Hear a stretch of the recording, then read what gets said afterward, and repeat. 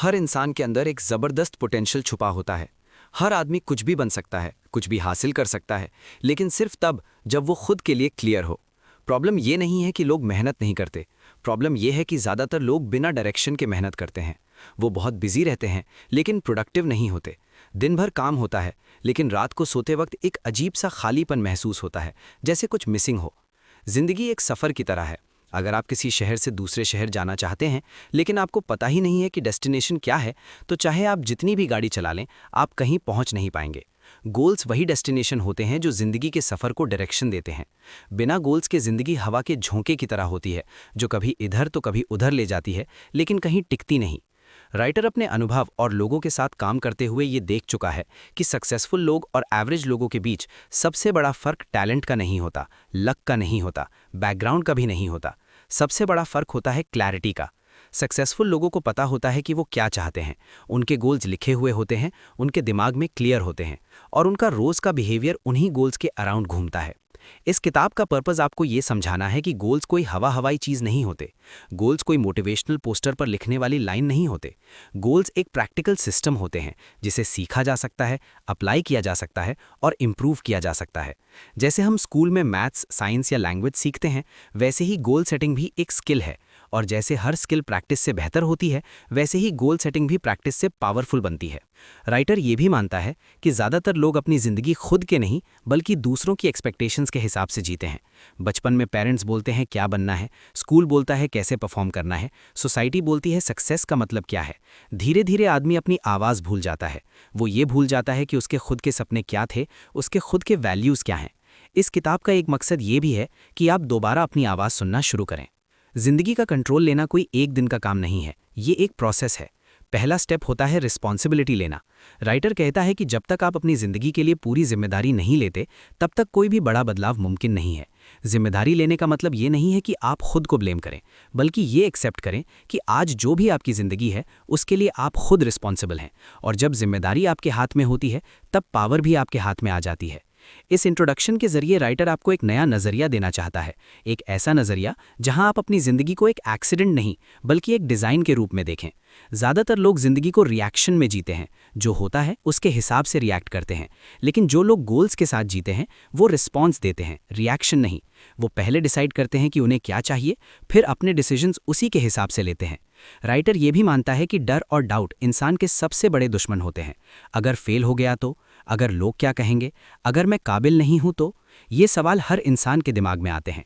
लेकिन गोल्स का प्रोसेस आपको ये सिखाता है कि डर के बावजूद कैसे आगे बढ़ना है। करेज का मतलब डर ना होना नहीं होता, बल्कि डर के साथ भी एक्शन लेना होता है।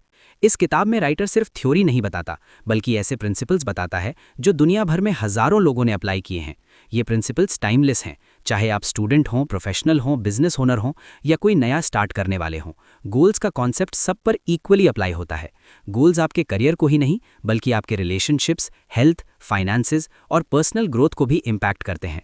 इंट्रोडक्शन का एक इंपॉर्टेंट मैसेज ये है कि वक्त सबके पास लिमिटेड है। हर दिन सिर्फ 24 घंटे मिलते हैं।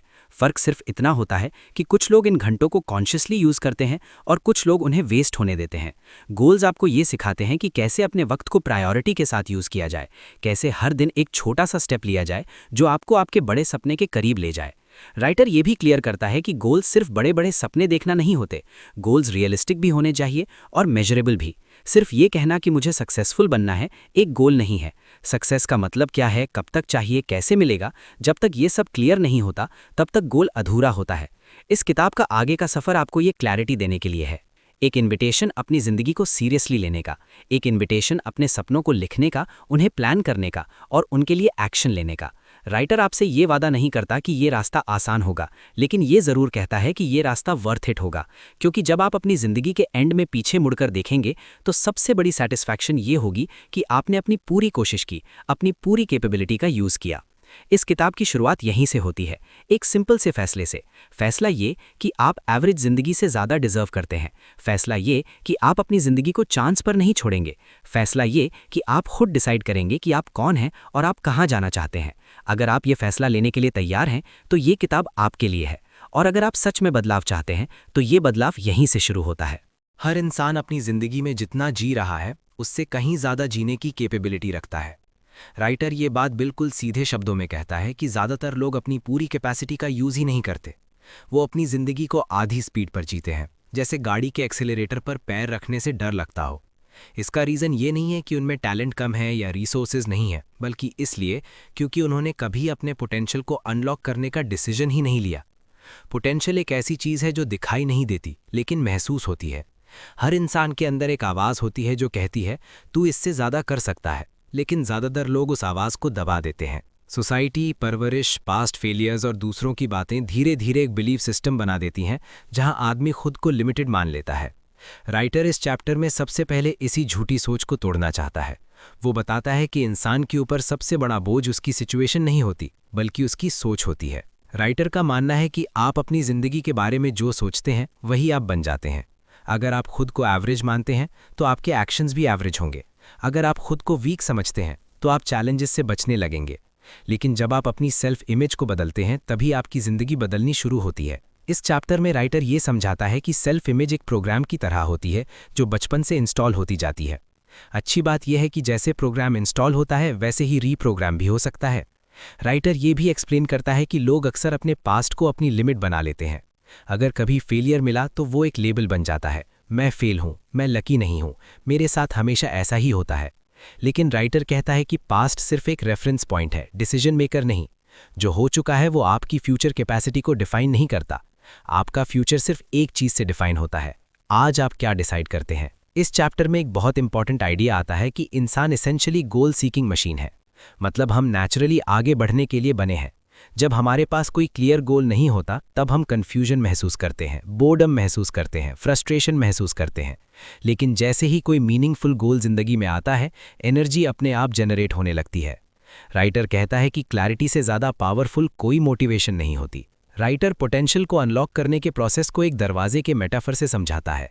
दरवाज़ा बंद होता है इसलिए नहीं क्योंकि वो खुल नहीं सकता, बल्कि इसलिए क्योंकि किसी ने हैंडल पकड़कर घुमाया नहीं। ज़्यादातर लोग अपनी लाइफ में बस हैंडल को देखते रहते हैं, सोचते रहते हैं, डाउट करते रहते हैं, लेकिन घुमाते नहीं। एक्शन ही वो चीज़ है जो पोटेंशियल के दरवाजे को खोलता है। इस चैप्टर का एक बड़ा हिस्सा बिलीव्स पर फोकस करता है। राइटर कहता है कि आपके बिलीव्स ही आपकी रियलिटी बनाते हैं। अगर आप ये मानते हैं कि सक्सेस सिर्फ कुछ खास लोगों के लिए होती है तो आप अननोइंगली अपने आप को रेस से बाहर कर देते हैं। लेकिन जब आप ये बिलीफ अडॉप्ट करते हैं कि अगर किसी और ने कर लिया तो मैं भी कर सकता हूं, तभी पॉसिबिलिटीज एक्सपैंड होती हैं। राइटर ये भी क्लियर करता है कि बिलीफ सच होने ज़रूरी नहीं होते, बस उन पर आपका यकीन होना काफ़ी होता है। राइटर पोटेंशियल को अनलॉक करने के लिए रिस्पॉन्सिबिलिटी लेने पर बहुत जोर देता है। वो कहता है कि जब तक आदमी अपनी ज़िंदगी के लिए पूरी तरह से जिम्मेदारी नहीं लेता तब तक वो पावरलेस रहता है। रिस्पॉन्सिबिलिटी का मतलब ये नहीं कि आप खुद को गिल्टी फील करें, बल्कि ये एक्सेप्ट करें कि आप अपनी लाइफ के सीईओ हैं। जो भी रिजल्ट्स मिल रहे हैं वो आपके डिसीजंस और एक्शंस का आउटकम है।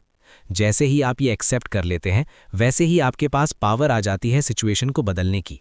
इस चैप्टर में राइटर फियर के टॉपिक को भी डीपली टच करता है। फियर पोटेंशियल का सबसे बड़ा लॉक है। Fear of failure, fear of rejection, fear of embarrassment, ये सब इंसान को सेफ जोन में बंद कर देते हैं।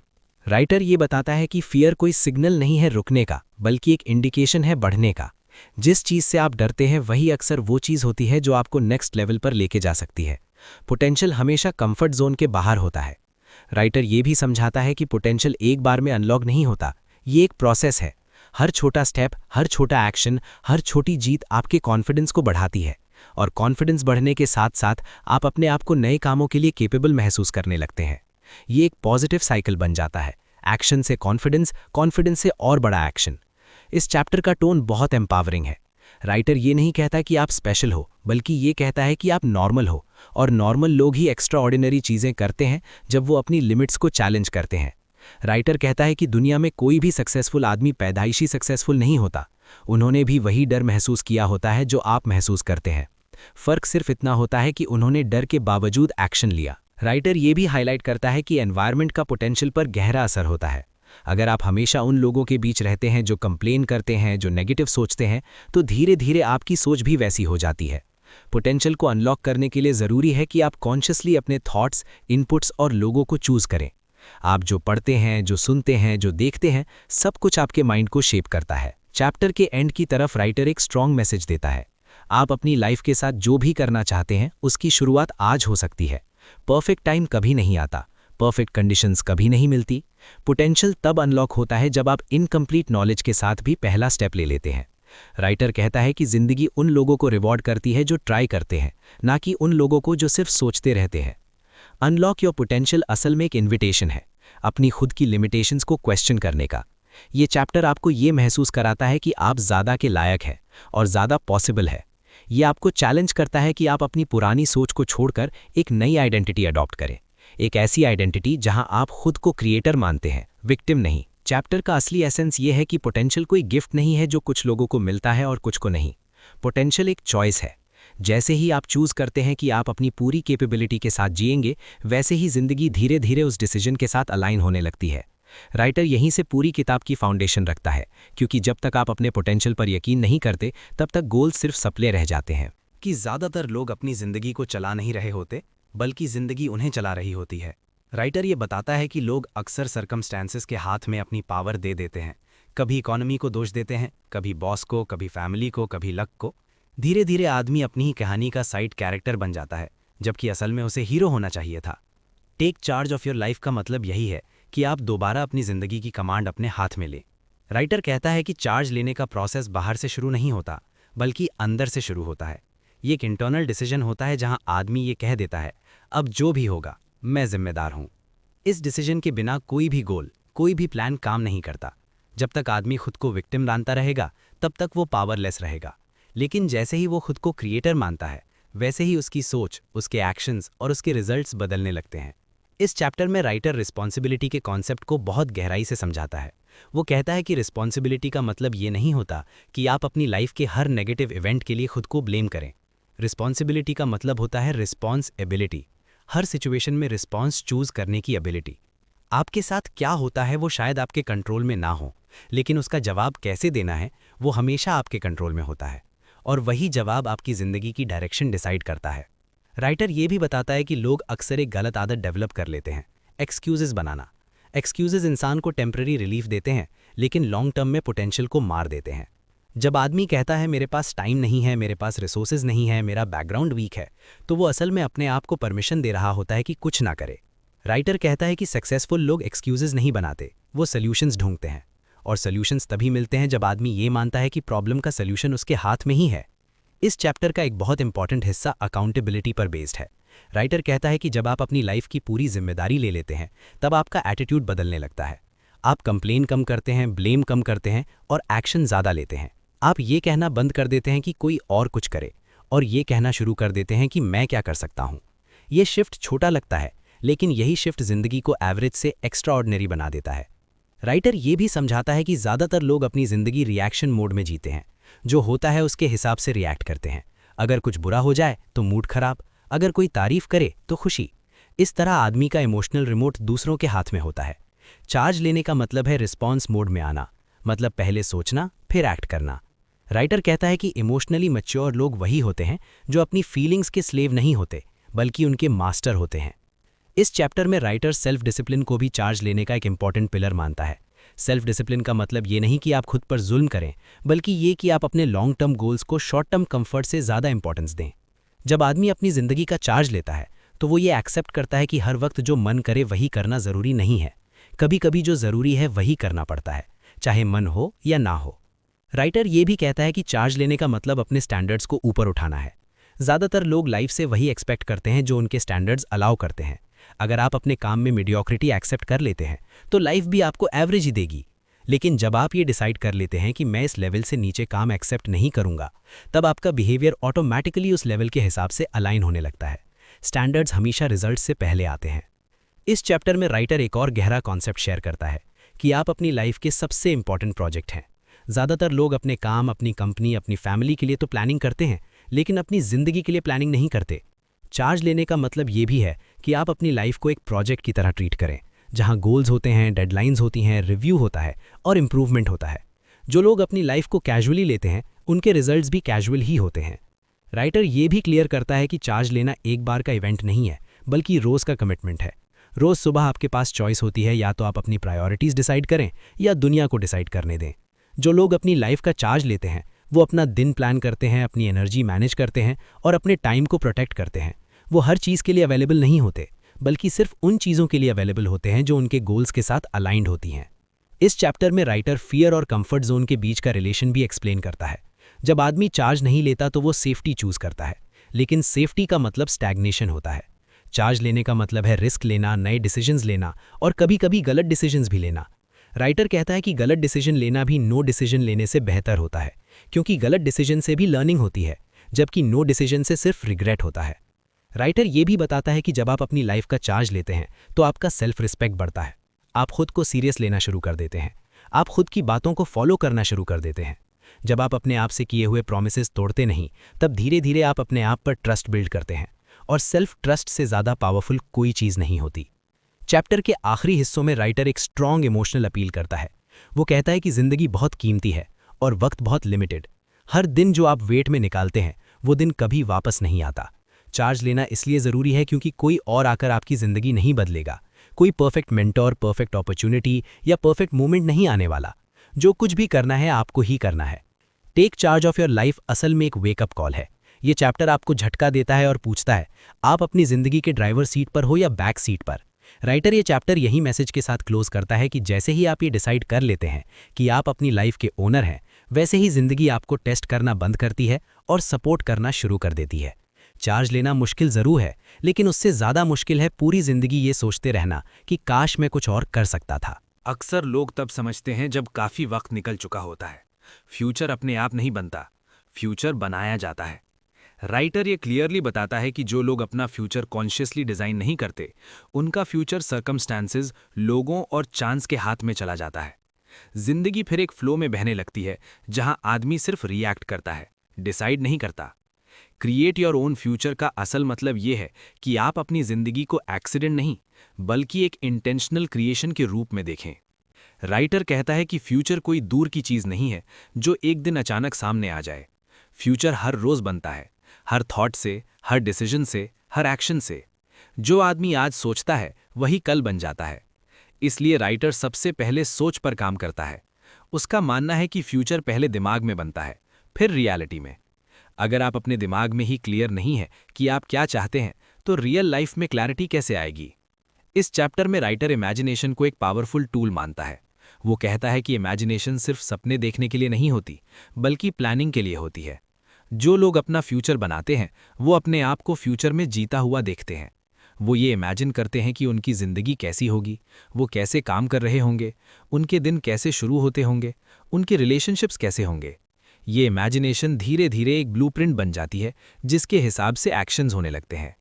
राइटर ये भी बताता है कि ज़्यादातर लोग फ्यूचर के बारे में सिर्फ विश करते हैं।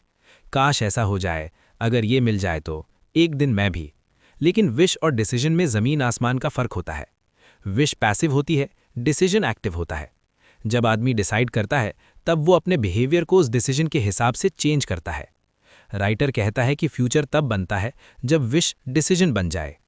इस चैप्टर का एक बहुत इंपॉर्टेंट हिस्सा लॉन्ग टर्म थिंकिंग पर बेस्ड है। राइटर कहता है कि जो लोग सिर्फ प्रेजेंट में जीते हैं, वो शॉर्ट टर्म कंफर्ट चूज करते हैं, लेकिन जो लोग फ्यूचर क्रिएट करते हैं, वो लॉन्ग टर्म विजन रखते हैं। वो आज थोड़ा डिस्कम्फर्ट एक्सेप्ट कर लेते हैं ताकि कल बेहतर जिंदगी मिल सके। ये एबिलिटी फ्यूचर के लिए प्रेजेंट सैक्रिफाइस करने की सक्सेसफुल लोगों को बाकी लोगों से अलग करती है।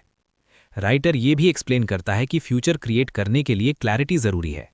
आपको ये क्लियर होना चाहिए कि आप किस डायरेक्शन में जाना चाहते हैं। क्लैरिटी के बिना एक्शन वेस्ट हो जाता है। आप बहुत बिजी रह सकते हैं, लेकिन आगे नहीं बढ़ते। राइटर ये कहता है कि जब डायरेक्शन क्लियर होती है तो स्पीड अपने आप आ जाती है, लेकिन जब डायरेक्शन ही अनक्लियर हो तो स्पीड सिर्फ थकान लाती है। इस चैप्टर में राइटर डिसीजन मेकिंग की पावर पर बहुत जोर देता है। हर इंसान अपनी लाइफ में हज़ारों डिसीजंस लेता है, लेकिन कुछ डिसीजंस लाइफ को शेप कर देते हैं। करियर का डिसीजन, रिलेशनशिप्स का डिसीजन, हेल्थ के डिसीजंस, टाइम के डिसीजंस, ये सब मिलकर फ्यूचर बनाते हैं। राइटर कहता है कि जो लोग अपना फ्यूचर क्रिएट करते हैं, वो डिसीजंस लेने से डरते नहीं। वो जानते हैं कि डिसीजन लेने का रिस्क डिसीजन ना लेने से कम होता है। राइटर ये भी बताता है कि फ्यूचर बनाने के प्रोसेस में डिसिप्लिन एक साइलेंट पार्टनर होता है। डिसिप्लिन बिना नॉइज़ के काम करता है। रोज़ छोटे एक्शंस, रोज़ थोड़ी मेहनत, रोज़ थोड़ा फोकस, ये सब मिलकर एक बड़ा रिजल्ट क्रिएट करते हैं। ज़्यादातर लोग मोटिवेशन का वेट करते हैं, लेकिन राइटर कहता है कि मोटिवेशन बाद में आती है। पहले एक्शन होता है, फिर मोटिवेशन फॉलो करती है। इस चैप्टर में राइटर ये भी क्लैरिफाई करता है कि फ्यूचर क्रिएट करने का मतलब ये नहीं कि आप हर चीज़ कंट्रोल कर सकते हैं। जिंदगी अनप्रिडिक्टेबल है और अनएक्सपेक्टेड चीज़ें होती रहेंगी, लेकिन फ्यूचर क्रिएट करने का मतलब ये है कि आप अपना रिस्पॉन्स कंट्रोल कर सकते हैं। हर सिचुएशन में आप चॉइस ले सकते हैं कि आप उसे कैसे हैंडल करेंगे, और वही चॉइस आपके फ्यूचर को शेप करती है। राइटर ये भी कहता है कि लोग अक्सर अपनी लाइफ को अंडर एस्टिमेट करते हैं। वो सोचते हैं कि उनके डिसीजंस का कोई ज़्यादा फर्क नहीं पड़ेगा, लेकिन सच ये है कि छोटी छोटी चॉइसेस ही फ्यूचर को बनाती या बिगाड़ती हैं। आज आप क्या पढ़ते हैं, किसके साथ वक्त बिताते हैं, कौन सा स्किल सीखते हैं, अपना टाइम कैसे यूज़ करते हैं, ये सब फ्यूचर के बिल्डिंग ब्लॉक्स होते हैं।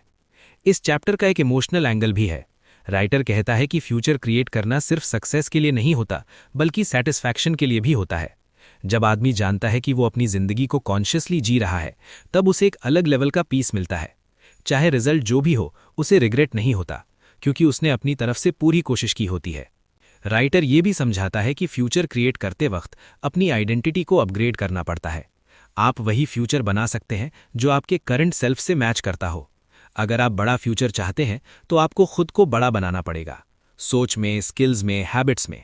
फ्यूचर पहले इंसान को बदलता है, फिर सर्कमस्टेंसेस को।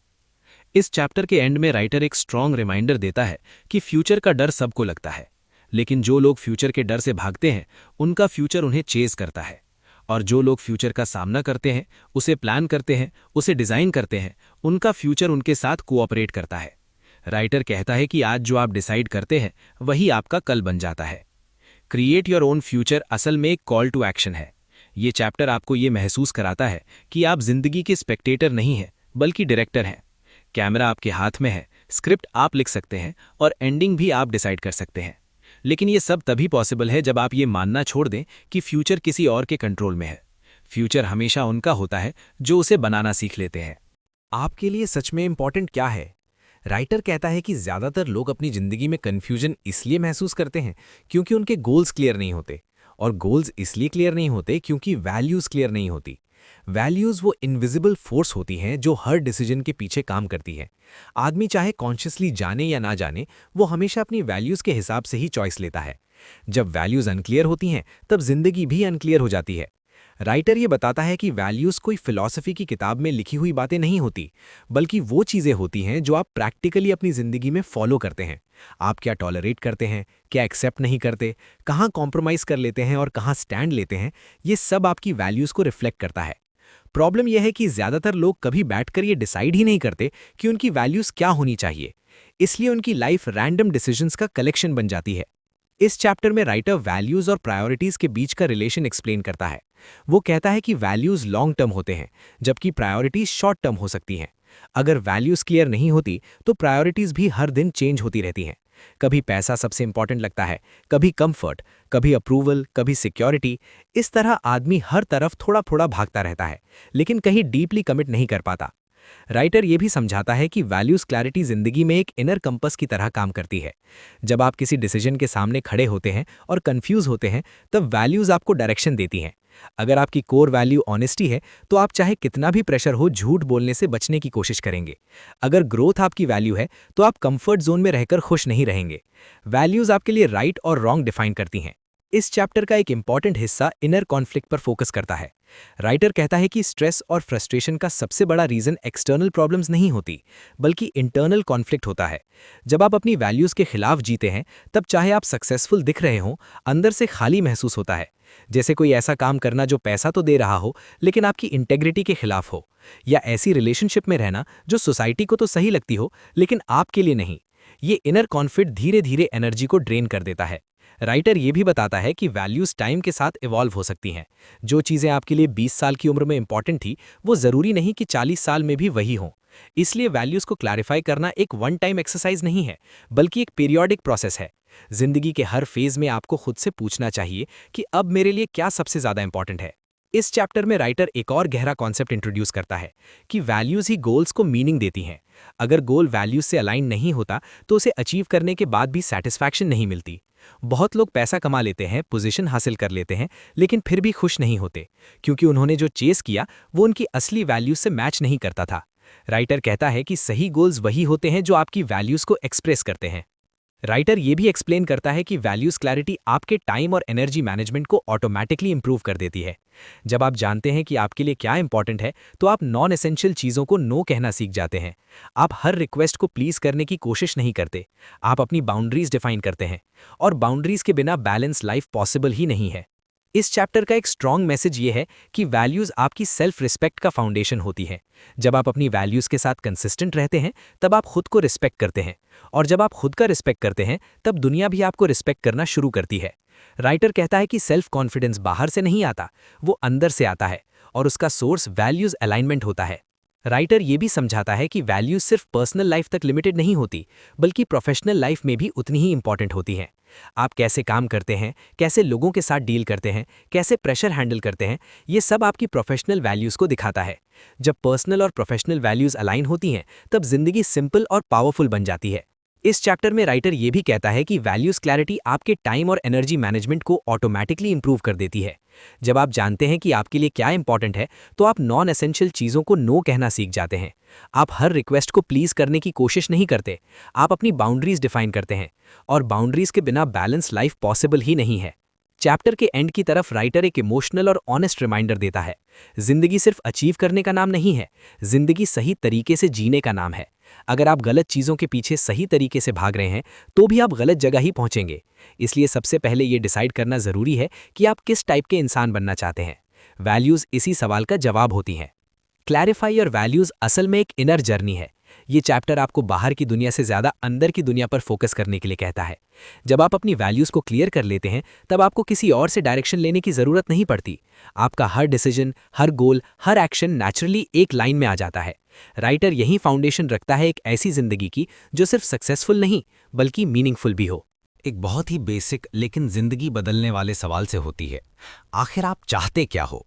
राइटर कहता है कि ज़्यादातर लोग अपनी पूरी जिंदगी इसलिए उलझन में गुजार देते हैं क्योंकि उन्होंने कभी ऑनेस्टली अपने आप से ये पूछा ही नहीं होता। लोग बिजी होते हैं, मेहनत करते हैं, सैक्रिफाइसेस करते हैं, लेकिन डायरेक्शन क्लियर नहीं होती। वो गोल्स के नाम पर सिर्फ विशेस और होप्स के सहारे जीते रहते हैं। डिटरमाइन योर ट्रू गोल्स का मतलब है इस कन्फ्यूजन को खत्म करना और अपनी जिंदगी को एक क्लियर डायरेक्शन देना। राइटर ये बताता है कि गोल सिर्फ वो चीज़ नहीं होती जो आप कह देते हैं कि आप चाहते हैं। ट्रू गोल वो होता है जिसके लिए आप कुछ छोड़ने को भी तैयार हों। अगर कोई चीज़ सिर्फ बात तक सीमित है, एक्शन तक नहीं पहुंचती, तो वो गोल नहीं होता बल्कि एक फैंटेसी होती है। राइटर कहता है कि इंसान के पास हमेशा दो लिस्ट्स होती हैं, एक वो जो वो कहता है कि उसके गोल्स हैं, और दूसरी वो जो उसके डेली एक्शंस एक्चुअली रिफ्लेक्ट करते हैं। सच्चे गोल्स हमेशा दूसरी लिस्ट में दिखते हैं। इस चैप्टर में राइटर क्लैरिटी के इंपॉर्टेंस पर बहुत जोर देता है। वो कहता है कि जब गोल्स वेग होते हैं तब रिजल्ट्स भी वेग होते हैं। मैं सक्सेसफुल बनना चाहता हूँ एक गोल नहीं है, क्योंकि सक्सेस का मतलब हर इंसान के लिए अलग होता है।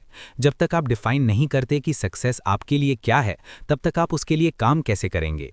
राइटर ये समझाता है कि गोल्स हमेशा स्पेसिफिक, क्लियर और अंडरस्टैंडेबल होने चाहिए, इतने क्लियर कि आप उन्हें किसी और को एक्सप्लेन कर सको।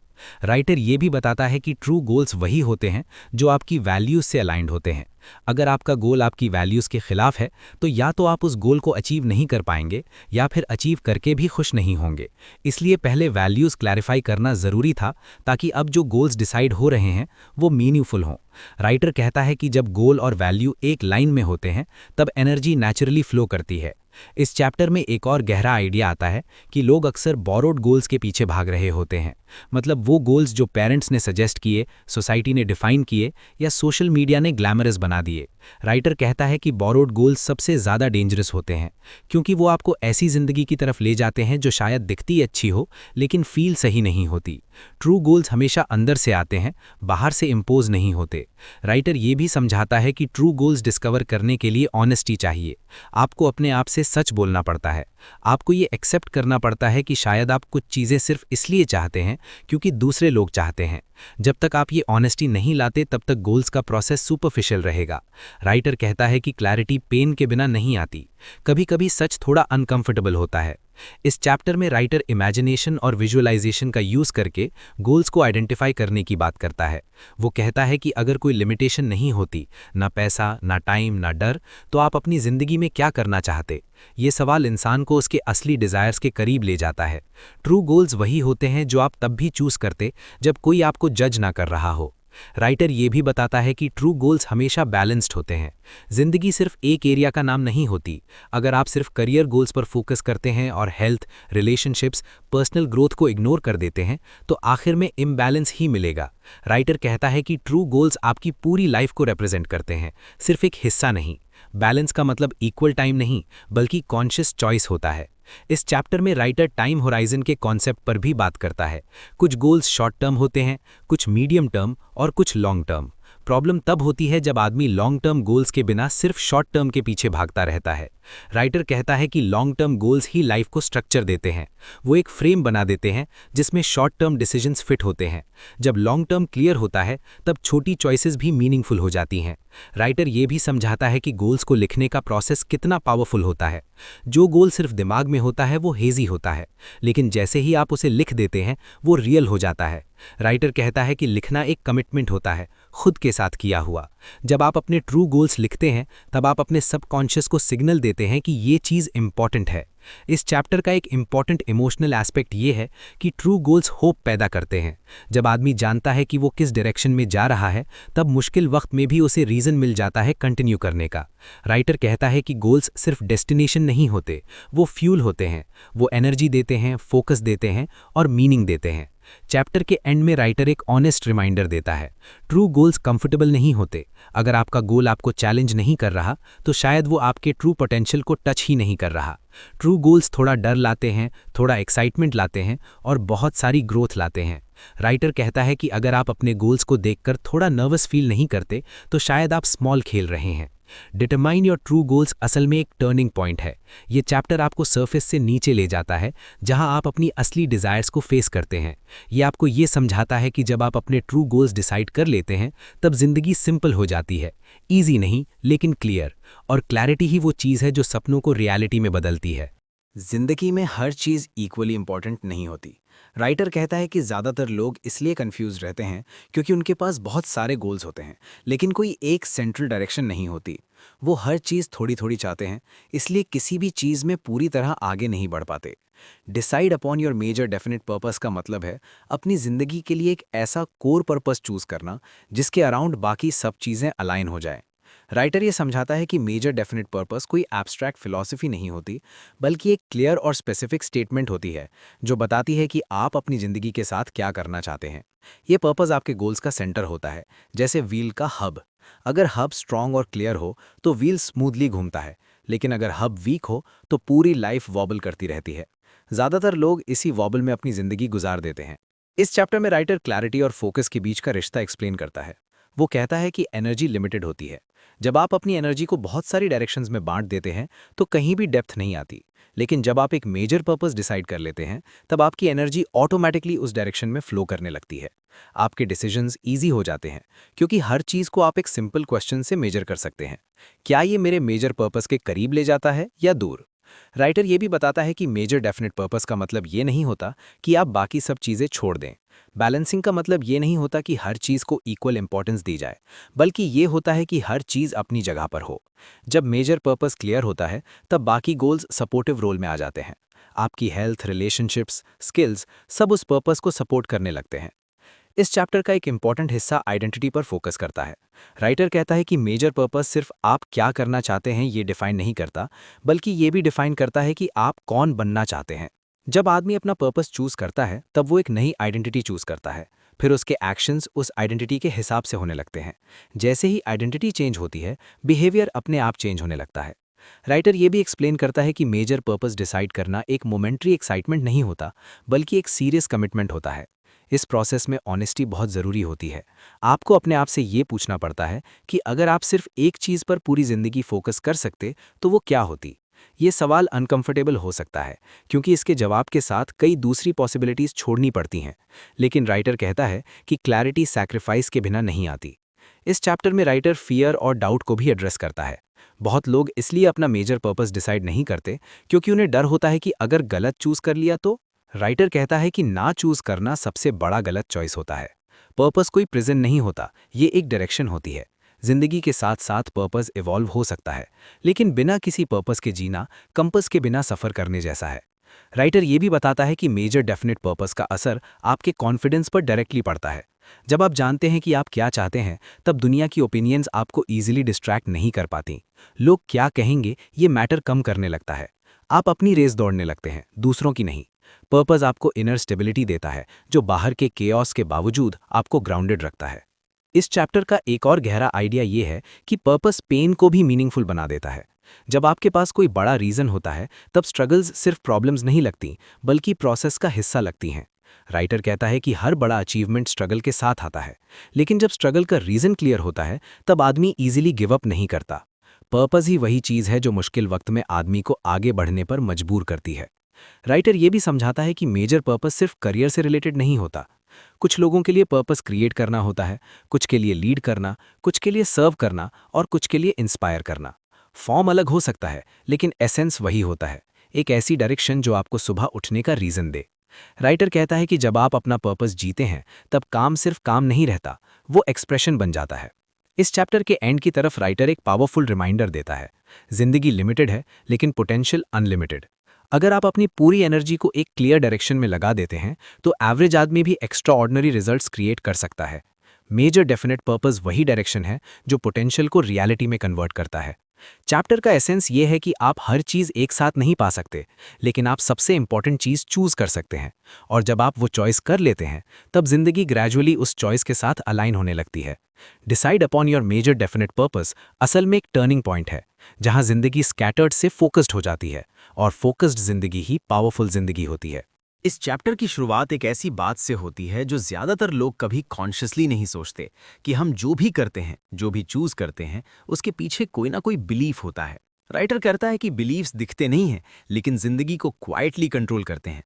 आदमी ये समझता है कि वो अपनी रियलिटी के हिसाब से सोच रहा है, लेकिन असल में वो अपनी सोच के हिसाब से रियलिटी बना रहा होता है। एनालाइज योर बिलीव्स का मतलब है इस हिडन सिस्टम को समझना और कॉन्शियसली चेक करना कि कौन से बिलीव्स आपको आगे बढ़ा रहे हैं और कौन से पीछे खींच रहे हैं। राइटर ये समझाता है कि बिलीफ सिर्फ एक थॉट नहीं होता, बल्कि एक थॉट होता है जिसे हम बार बार रिपीट करके सच मान लेते हैं। बचपन से लेकर अडल्टहुड तक हम कई बिलीव्स पिकअप कर लेते हैं, पेरेंट्स से, टीचर्स से, सोसाइटी से, एक्सपीरियंसेस से।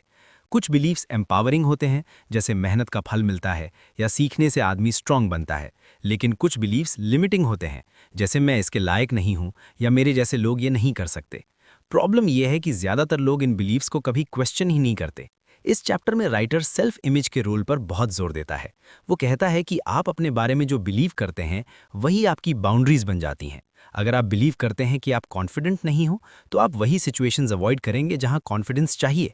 अगर आप बिलीव करते हैं कि आप मैथ में वीक हो, तो आप नंबर से रिलेटेड अपॉर्चुनिटीज से दूर भागेंगे। राइटर कहता है कि दुनिया आपको वही दिखाती है जो आप पहले से बिलीव करते हैं। राइटर ये भी एक्सप्लेन करता है कि बिलीव्स का एक इमोशनल एंगल होता है। हर बिलीफ किसी ना किसी एक्सपीरियंस से कनेक्टेड होता है, इसलिए जब कोई बिलीफ चैलेंज होता है तो रेजिस्टेंस फील होता है। आदमी अपनी बिलीव्स को प्रोटेक्ट करता है, चाहे वो बिलीव्स उसके खिलाफ ही क्यों न जा रहे हों। राइटर कहता है कि इसी वजह से चेंज मुश्किल लगता है, क्योंकि चेंज का मतलब बिलीव्स को चैलेंज करना होता है, और बिलीव्स आइडेंटिटी से जुड़े होते हैं। इस चैप्टर में राइटर एक और इम्पॉर्टेंट आइडिया इंट्रोड्यूस करता है कि बिलीव्स फैक्ट्स नहीं होते, बिलीव्स सिर्फ इंटरप्रिटेशंस होते हैं। दो लोग सेम सिचुएशन को अलग अलग तरह से देख सकते हैं और उनके बिलीव्स भी अलग बन सकते हैं। एक फेलियर किसी के लिए प्रूफ होता है कि मैं यूजलेस हूं, और किसी के लिए प्रूफ होता है कि अब मुझे सीखने को मिला। राइटर कहता है कि डिफरेंस सिचुएशन का नहीं होता, इंटरप्रिटेशन का होता है। राइटर ये भी बताता है कि लिमिटिंग बिलीव्स अक्सर कंफर्ट प्रोवाइड करते हैं। अगर आप ये बिलीव करते हैं कि सिस्टम ही गलत है, तो आपको एक्शन लेने की ज़रूरत नहीं पड़ती। अगर आप ये बिलीव करते हैं कि मेरे पास टैलेंट नहीं है, तो आप मेहनत से बच सकते हैं। लेकिन ये कंफर्ट शॉर्ट टर्म होता है, लॉन्ग टर्म में ये बिलीव्स रिग्रेट और फ्रस्ट्रेशन क्रिएट करते हैं। इस चैप्टर में राइटर बिलीफ एनालिसिस के प्रोसेस को सिंपल बना देता है। वो कहता है कि जब भी आप किसी चीज़ से पीछे हट रहे होते हैं, तब खुद से पूछना चाहिए, मैं ये क्यों नहीं कर रहा? इसके पीछे का बिलीफ क्या है? क्या ये बिलीफ सच है या सिर्फ एक पुरानी स्टोरी है जो मैं अपने आप को सुना रहा हूँ? सिर्फ सवाल पूछना ही बहुत बार बिलीफ की पावर को कम कर देता है।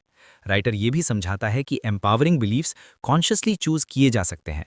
जैसे ही आप एक लिमिटिंग बिलीफ को पहचान लेते हैं, आप उसकी जगह एक नया बिलीफ इंस्टॉल कर सकते हैं। जैसे मैं स्लो लर्नर हूँ की जगह मैं सीख सकता हूँ अगर कंसिस्टेंट रहूँ। राइटर कहता है कि दिमाग रेपिटेशन से काम करता है। जो बिलीफ आप बार बार रिपीट करते हैं, वही स्ट्रांग होता जाता है। इस चैप्टर का एक स्ट्रांग मैसेज ये है कि बिलीफ्स और रिजल्ट्स का डायरेक्ट रिलेशन होता है। जो आदमी अपनी कैपेबिलिटी पर बिलीव करता है वो ज़्यादा ट्राई करता है, ज़्यादा ट्राई करता है तो ज़्यादा सीखता है, ज़्यादा सीखता है तो ज़्यादा इंप्रूव करता है और धीरे धीरे रिजल्ट्स आने लगते हैं जो बिलीफ को और स्ट्रांग बना देते हैं। इसी तरह लिमिटिंग बिलीव्स भी एक नेगेटिव साइकिल बना देते हैं। राइटर ये भी बताता है कि बिलीव्स सिर्फ इंडिविजुअल लेवल पर ही नहीं बल्कि कलेक्टिव लेवल पर भी काम करते हैं। Family beliefs, cultural beliefs, societal beliefs, ये सब आदमी के थिंकिंग को शेप करते हैं। लेकिन राइटर कहता है कि मैच्योर आदमी वही होता है जो इनहेरिटेड बिलीव्स को ब्लाइंडली फॉलो नहीं करता बल्कि उन्हें एग्जामिन करता है। सिर्फ इसलिए कोई बिलीफ सच नहीं हो जाता क्योंकि वो पॉपुलर है। इस चैप्टर के एंड में राइटर एक स्ट्रॉन्ग कंक्लूजन देता है। वो कहता है कि आप अपनी लाइफ के आर्किटेक्ट हैं और बिलीव्स आपके टूल्स हैं। अगर टूल्स वीक होंगे तो स्ट्रक्चर भी वीक होगा, लेकिन जैसे ही आप अपने बिलीव्स को अपग्रेड करते हैं वैसे ही आपकी लाइफ का डिज़ाइन चेंज होने लगता है। एनालाइज योर बिलीव्स असल में एक इनर क्लीनिंग प्रोसेस है जहां आप पुरानी आउटडेटेड सोच को हटाकर नई एम्पावरिंग सोच को जगह देते हैं। चैप्टर का असली मैसेज ये है कि आप अपने बिलीव्स के विक्टिम नहीं हैं, आप उनके क्रिएटर भी हैं और एडिटर भी। जैसे ही आप ये रियलाइज कर लेते हैं वैसे ही जिंदगी में एक नए लेवल का फ्रीडम महसूस होता है, क्योंकि जब बिलीव्स चेंज होते हैं तब पॉसिबिलिटीज ऑटोमेटिकली एक्सपैंड हो जाती हैं। हर बड़ी जानी हमेशा एक छोटे से पहले स्टेप से शुरू होती है। राइटर कहता है कि ज़्यादातर लोग इसलिए आगे नहीं बढ़ पाते क्योंकि वो बिगिनिंग को अंडर एस्टिमेट कर देते हैं। वो एंड रिजल्ट पर इतना फोकस कर लेते हैं कि शुरुआत का डर उन्हें रोक लेता है। स्टार्ट एट द बिगनिंग का मतलब है इस इल्यूजन को तोड़ना और ये समझना कि प्रोग्रेस परफेक्शन से नहीं बल्कि एक्शन से आती है। राइटर ये बताता है कि जब भी आदमी अपनी लाइफ को बदलने का डिसीजन लेता है तब उसके दिमाग में पूरी पिक्चर आ जाती है, सब कुछ एक साथ। इतना बड़ा पिक्चर देख के वो ओवरवेल्म हो जाता है और सोचता है कि मैं ये सब कैसे कर पाऊंगा। इसी वजह से ज़्यादातर लोग प्लानिंग स्टेज से आगे बढ़ते ही नहीं। राइटर कहता है कि गलती यहीं होती है, लोग जर्नी को एक साथ कंप्लीट करने की कोशिश करते हैं जबकि उन्हें सिर्फ पहला स्टेप लेना होता है। इस चैप्टर में राइटर क्लैरिटी और एग्जीक्यूशन के बीच का गैप एक्सप्लेन करता है। बहुत लोग जानते हैं कि उन्हें क्या चाहिए लेकिन वो शुरू नहीं करते। रीज़न ये नहीं होता कि उनके पास नॉलेज कम है, बल्कि ये होता है कि उनके एक्सपेक्टेशंस अनरियलिस्टिकली हाई होते हैं। वो सोचते हैं कि पहला स्टेप भी परफेक्ट होना चाहिए। राइटर कहता है कि शुरुआत का काम परफेक्ट होना नहीं होता, शुरुआत का काम सिर्फ शुरू होना होता है। राइटर ये भी समझाता है कि बिगिनिंग हमेशा कंफ्यूजिंग होती है। क्लैरिटी आगे बढ़ने के साथ आती है, रुककर सोचने से नहीं। जैसे अंधेरे कमरे में चलना, पहले कदम पर पूरा रास्ता दिखाई नहीं देता, लेकिन जैसे जैसे आप आगे बढ़ते हैं चीज़ें क्लियर होती जाती हैं। राइटर कहता है कि जो लोग क्लैरिटी का वेट करते हैं वो अक्सर ज़िंदगी भर वेट ही करते रह जाते हैं। इस चैप्टर में राइटर प्रेपरेशन और प्रोक्रेस्टिनेशन के बीच का फ़र्क भी क्लियर करता है। प्रेपरेशन यूज़फुल होती है जब वो एक्शन की तरफ ले जाए, लेकिन जब प्रेपरेशन सिर्फ डिले का रीज़न बन जाए तो वो प्रोक्रेस्टिनेशन बन जाती है। राइटर कहता है कि ज़्यादातर लोग मैं रेडी हो जाऊं फिर स्टार्ट करूंगा के चक्कर में कभी स्टार्ट ही नहीं करते।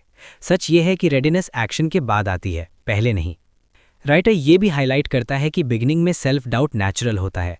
आपको अपनी कैपेबिलिटी पर डाउट होता है, रिजल्ट पर डाउट होता है, लोगों के रिएक्शन पर डाउट होता है। राइटर कहता है कि सेल्फ डाउट कोई साइन नहीं है कि आप गलत डायरेक्शन में जा रहे हैं, बल्कि अक्सर ये साइन होता है कि आप कुछ नया कर रहे हैं। नया काम हमेशा अनकंफर्टेबल होता है। इस चैप्टर में राइटर एक इम्पॉर्टेंट आइडिया शेयर करता है कि बिगिनिंग का मेन पर्पस मोमेंटम क्रिएट करना होता है। जब आप पहला स्टेप ले लेते हैं तो एनर्जी जनरेट होती है, एनर्जी से मोटिवेशन आती है और मोटिवेशन से नेक्स्ट स्टेप इजी लगने लगता है। लेकिन जब तक आप फर्स्ट स्टेप नहीं लेते तब तक सिस्टम स्टार्ट ही नहीं होता। राइटर कहता है कि ज़िंदगी मोशन को रिवॉर्ड करती है, परफेक्शन को नहीं। राइटर ये भी समझाता है कि स्टार्टिंग स्मॉल कोई वीकनेस नहीं होती बल्कि इंटेलिजेंस होती है। ज़्यादातर लोग ईगो के चक्कर में बड़े स्टेप्स लेना चाहते हैं और फिर थक कर गिव अप कर देते हैं, लेकिन जो लोग छोटी शुरुआत करते हैं वो कंसिस्टेंटली आगे बढ़ते रहते हैं। राइटर कहता है कि छोटे स्टेप्स भी अगर रोज़ लिए जाएं तो वो एक्स्ट्रा ऑर्डिनरी डिस्टेंस कवर कर सकते हैं। इस चैप्टर का एक और गहरा मैसेज ये है कि बिगिनिंग का मतलब सिर्फ एक्शन नहीं होता बल्कि क्लैरिटी का भी एक लेवल होता है। शुरुआत में आपको सब कुछ पता होना ज़रूरी नहीं होता, आपको सिर्फ इतना पता होना चाहिए कि नेक्स्ट राइट स्टेप क्या है। राइटर कहता है कि नेक्स्ट राइट स्टेप पूरी लाइफ को चेंज करने के लिए काफ़ी होता है। राइटर ये भी बताता है कि ज़्यादातर लोग फेलियर के डर से स्टार्ट नहीं करते, लेकिन राइटर कहता है कि रियल फेलियर स्टार्ट ना करना होता है। अगर आप शुरू करते हैं और फेल हो जाते हैं तो आप सीख लेते हैं, लेकिन अगर आप शुरू ही नहीं करते तो आप सिर्फ इमेजिन करते रहते हैं। राइटर कहता है कि लर्निंग एक्शन से आती है, प्लानिंग से नहीं। इस चैप्टर के एंड की तरफ राइटर एक स्ट्रॉन्ग एनकरेजमेंट देता है। वो कहता है कि आपका फ्यूचर आज के छोटे एक्शंस पर डिपेंड करता है। जो चीज़ आज मुश्किल लग रही है वही कल नॉर्मल लगने लगेगी, बस शर्त यह है कि आप शुरू करें। राइटर ये याद दिलाता है कि हर सक्सेसफुल आदमी भी कभी बिगिनर था। फ़र्क सिर्फ इतना होता है कि उसने बिगिनर होने से डरकर रुकने के बजाय शुरू करना चूज़ किया। स्टार्ट एट द बिगिनिंग असल में एक रिमाइंडर है कि ज़िंदगी परफेक्ट मोमेंट का वेट नहीं करती। या तो आप पहला स्टेप लेते हैं या फिर ज़िंदगी आगे निकल जाती है।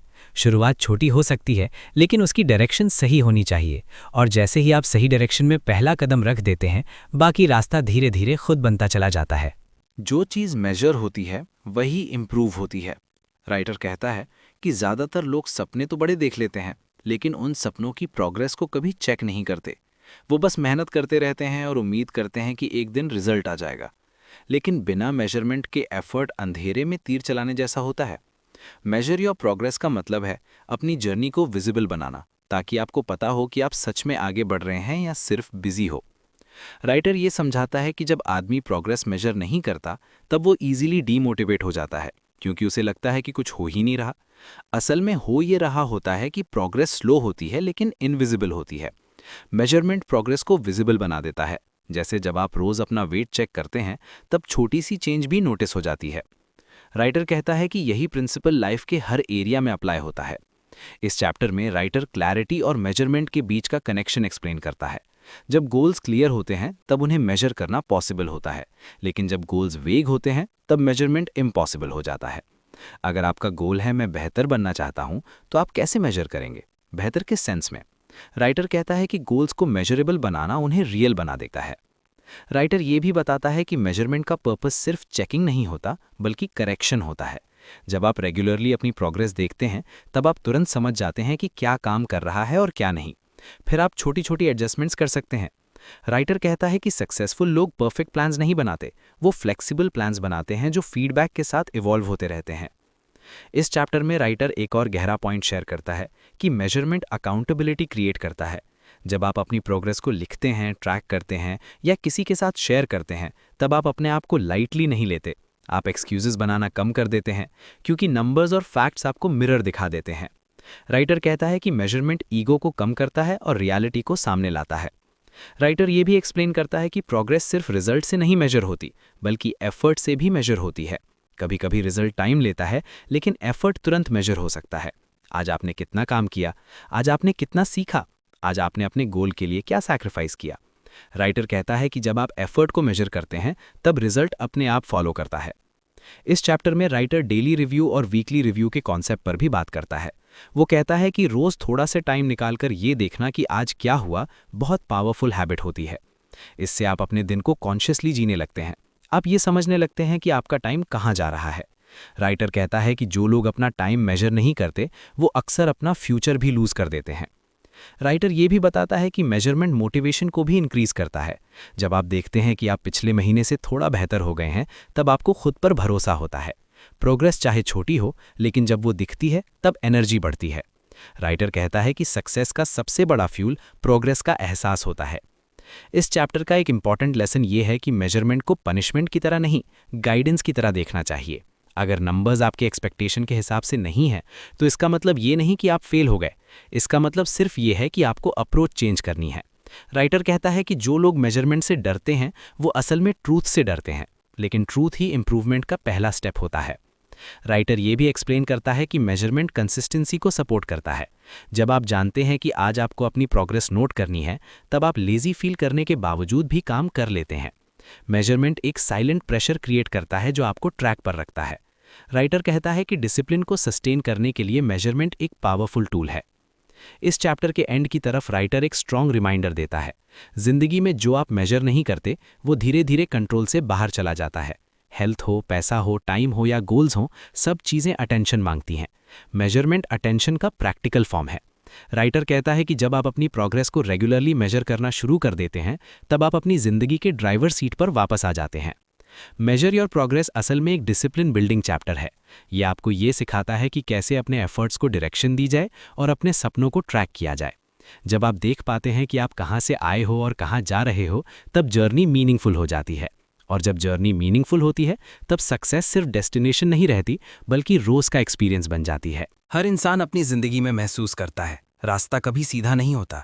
चाहे गोल कितना ही क्लियर क्यों ना हो, चाहे इंटेंशन कितनी ही स्ट्रांग क्यों ना हो, बीच में ऑब्स्टिकल्स आते ही हैं।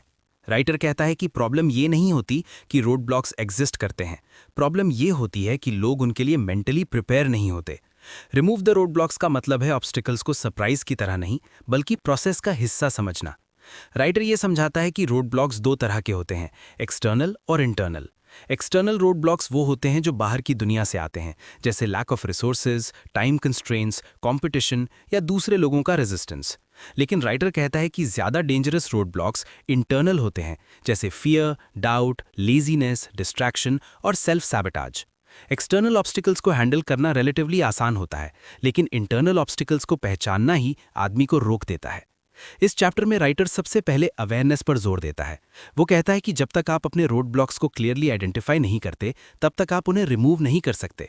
ज्यादातर लोग वेग सी फीलिंग में जीते हैं, कुछ गड़बड़ है, मन नहीं लग रहा, कुछ रुका रुका सा लगता है। राइटर कहता है कि क्लैरिटी पावर देती है।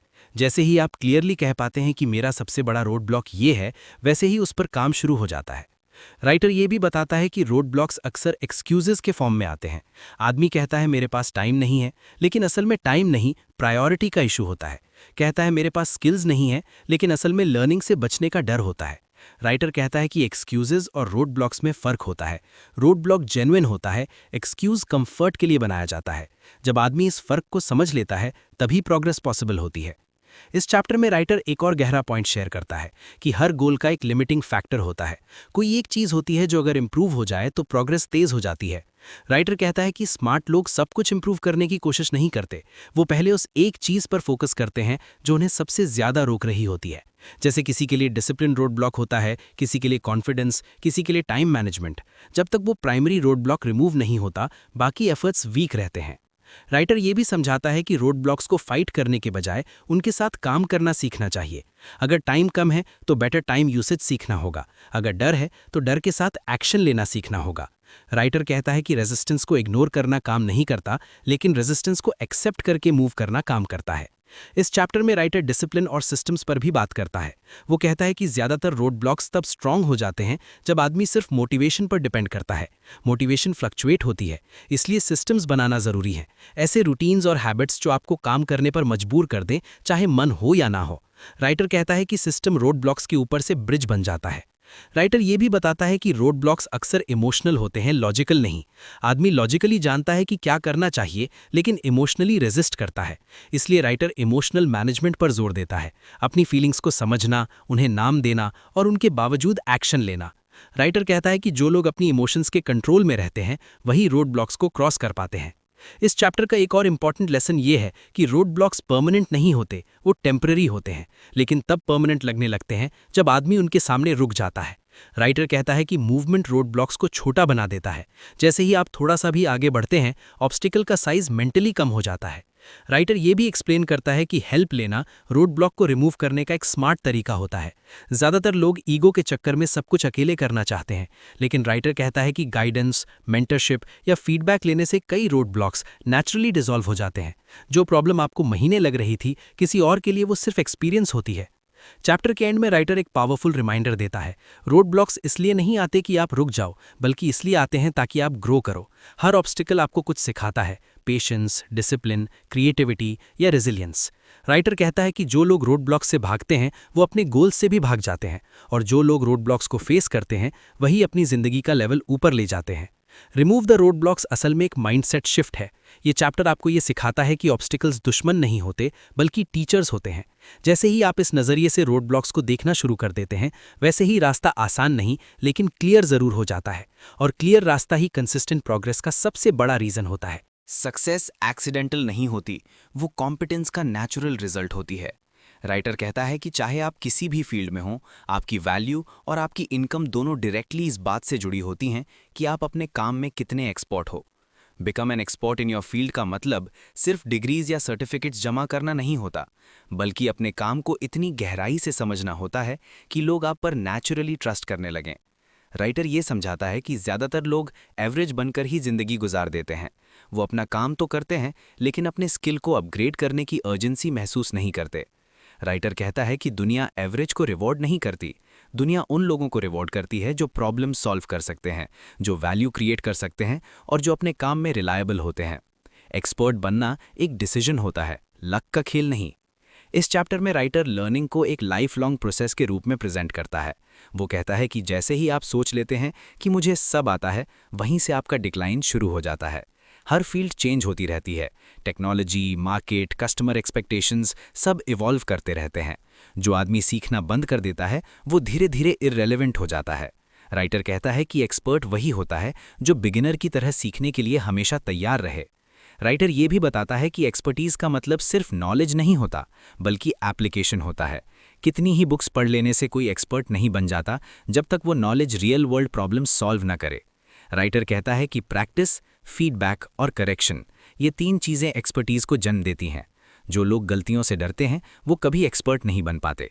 इस चैप्टर में राइटर फोकस और स्पेशलाइजेशन पर भी जोर देता है। वो कहता है कि सब कुछ थोड़ा थोड़ा जानना ठीक है, लेकिन किसी एक एरिया में डेप्थ क्रिएट करना ज़्यादा पावरफुल होता है। जब आप किसी स्पेसिफिक प्रॉब्लम के लिए नोन हो जाते हैं तब अपॉर्चुनिटीज़ आपको ढूंढने लगती हैं। राइटर कहता है कि स्कैटर्ड अटेंशन एक्सपर्टीज़ का दुश्मन होता है। राइटर ये भी समझाता है कि एक्सपर्ट बनना एक स्लो और डिसिप्लिन्ड प्रोसेस होता है। इसमें शॉर्टकट नहीं होता, रोज़ थोड़ा सा बेहतर बनना ही असली फॉर्मूला होता है। राइटर कहता है कि अगर आप रोज़ अपनी स्किल में थोड़ा सा भी इंप्रूवमेंट लाते हैं तो सालों में आप उन लोगों से काफ़ी आगे निकल जाते हैं जो सिर्फ टैलेंट पर डिपेंड करते हैं। इस चैप्टर का एक और इम्पॉर्टेंट पॉइंट ये है कि एक्सपर्ट्स अपने काम को सीरियसली लेते हैं। वो अपनी परफॉर्मेंस को मेजर करते हैं, फीडबैक लेते हैं और अपनी वीकनेसेस पर काम करते हैं। राइटर कहता है कि जो लोग अपनी वीकनेसेस को इग्नोर करते हैं वो उनके कंट्रोल में आ जाते हैं, लेकिन जो लोग अपनी वीकनेसेस को एक्सेप्ट करके उन्हें इम्प्रूव करते हैं वही मास्टरी की तरफ बढ़ते हैं। राइटर ये भी बताता है कि एक्सपर्टीज़ का मतलब सिर्फ नॉलेज नहीं होता, बल्कि पर्सनल लाइफ को भी इम्प्रूव करता है। जब आप अपने काम में कॉन्फिडेंट होते हैं तब आपकी सेल्फ एस्टीम नेचुरली बढ़ती है। आप अपनी वैल्यू जानते हैं, इसलिए आप बेटर डिसीजंस लेते हैं। राइटर कहता है कि कॉम्पिटेंस इनर पीस लाती है, क्योंकि आप जानते हैं कि आप अपना काम संभाल सकते हैं। इस चैप्टर में राइटर मेंटरशिप और रोल मॉडल्स की इंपॉर्टेंस पर भी बात करता है। वो कहता है कि हर एक्सपर्ट किसी न किसी से सीखता है। जो लोग ऑलरेडी आगे हैं उनके एक्सपीरियंसेस से सीखना स्मार्ट स्ट्रैटेजी होती है। इससे आप टाइम, एनर्जी और अननेसेसरी मिस्टेक से बच जाते हैं। राइटर कहता है कि सीखने में ईगो सबसे बड़ा रोड ब्लॉक होता है। चैप्टर के एंड में राइटर एक स्ट्रॉन्ग मैसेज देता है, एक्सपर्ट बनना ऑप्शनल नहीं है अगर आप एक्स्ट्राऑर्डिनरी लाइफ चाहते हो। चाहे आप एम्प्लॉई हो, एंटरप्रेन्योर हो या स्टूडेंट हो, आपका फ्यूचर इस बात पे डिपेंड करता है कि आप अपने काम में कितनी मास्टरी क्रिएट करते हो। राइटर कहता है कि दुनिया हमेशा उन लोगों के लिए जगह बना लेती है जो वैल्यू क्रिएट करना जानते हैं। Become an expert in your field असल में एक रिस्पॉन्सिबिलिटी का चैप्टर है। यह आपको याद दिलाता है कि आप अपने टैलेंट के गार्डियन हो। अगर आप उसे नर्चर करते हो तो वो आपको ज़िंदगी भर रिवॉर्ड करता है, और अगर आप उसे इग्नोर करते हो तो ज़िंदगी भी आपको एवरेज ही ट्रीट करती है।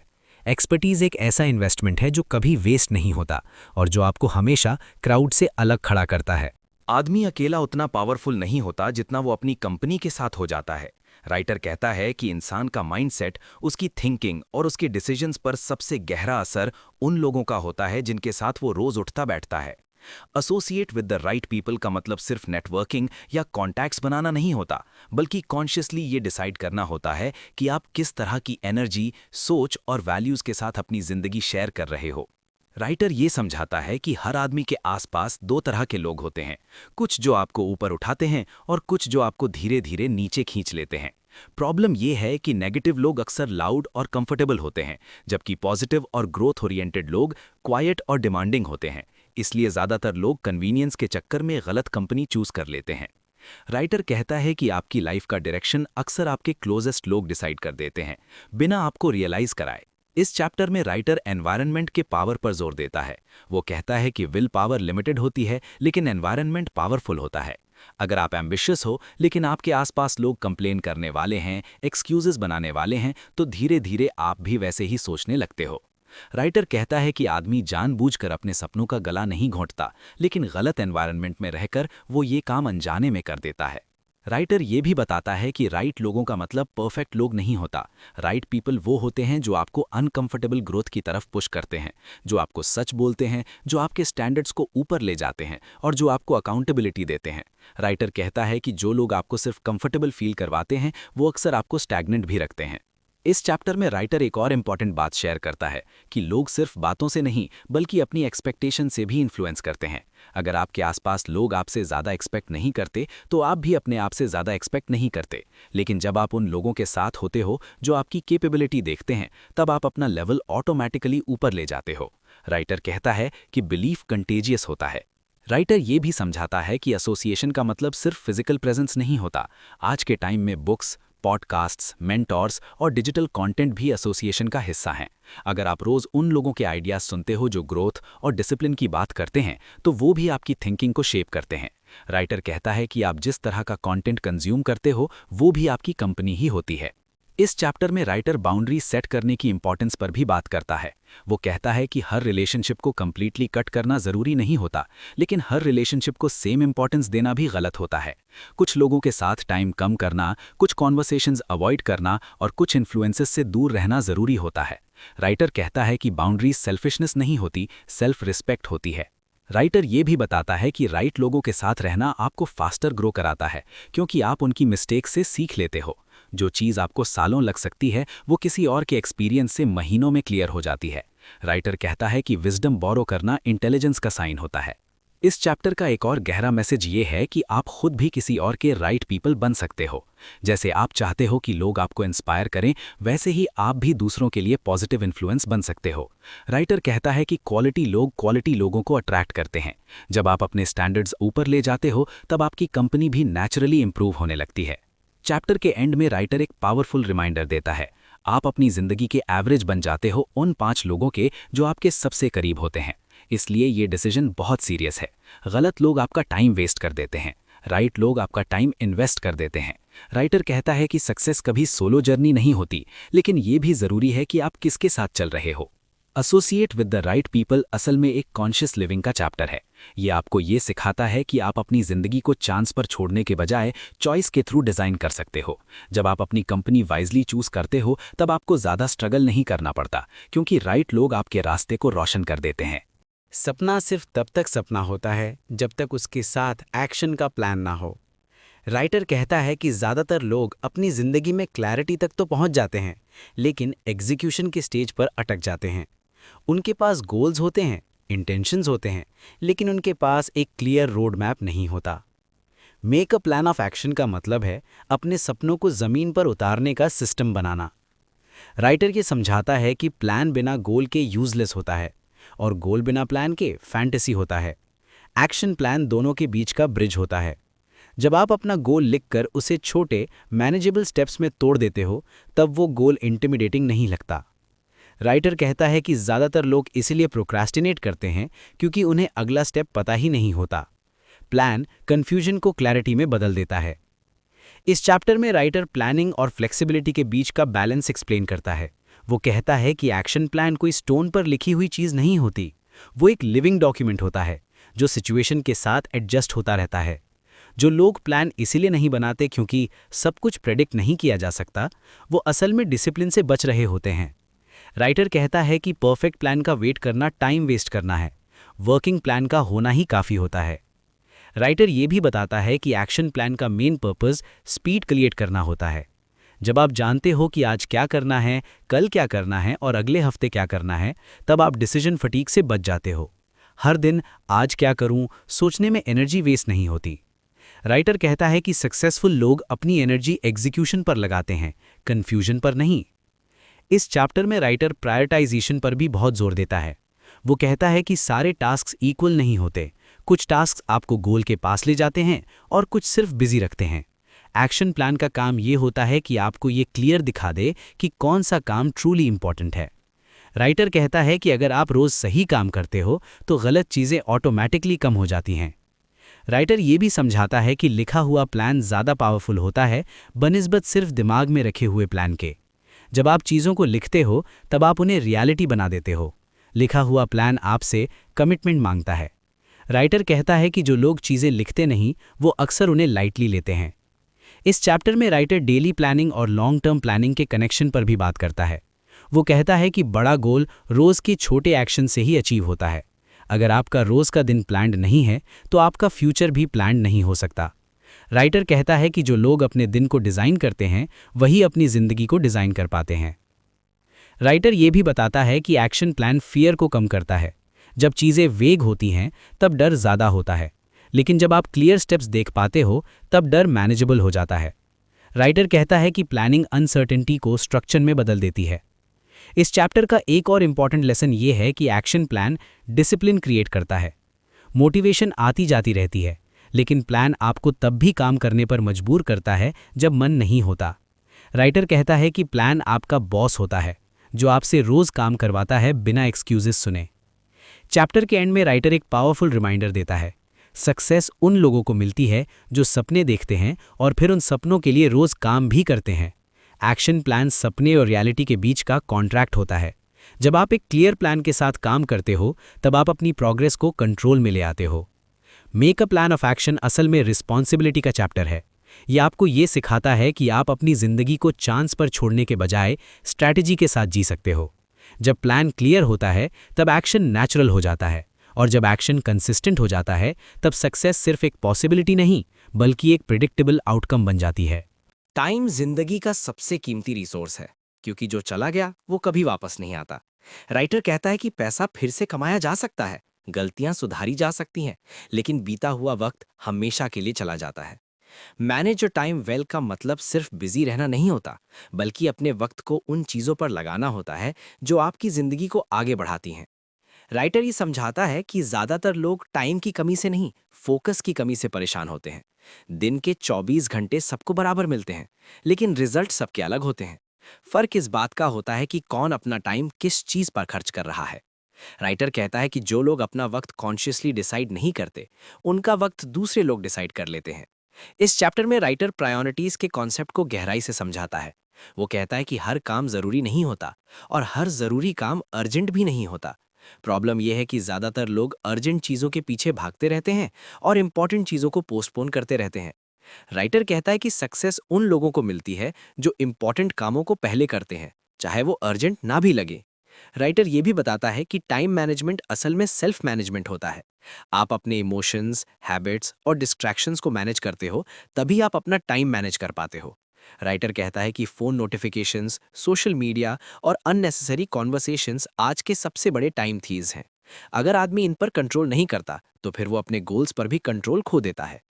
इस चैप्टर में राइटर प्लानिंग के रोल पर भी जोर देता है। वो कहता है कि जो लोग अपने दिन की प्लानिंग पहले से कर लेते हैं, वो दिन में कम स्ट्रेस फील करते हैं और ज्यादा काम कर पाते हैं। बिना प्लान के दिन रिएक्ट करने में निकल जाता है। राइटर कहता है कि जब आप प्लान के साथ दिन शुरू करते हो तब आप इवेंट्स के स्लेव नहीं बनते।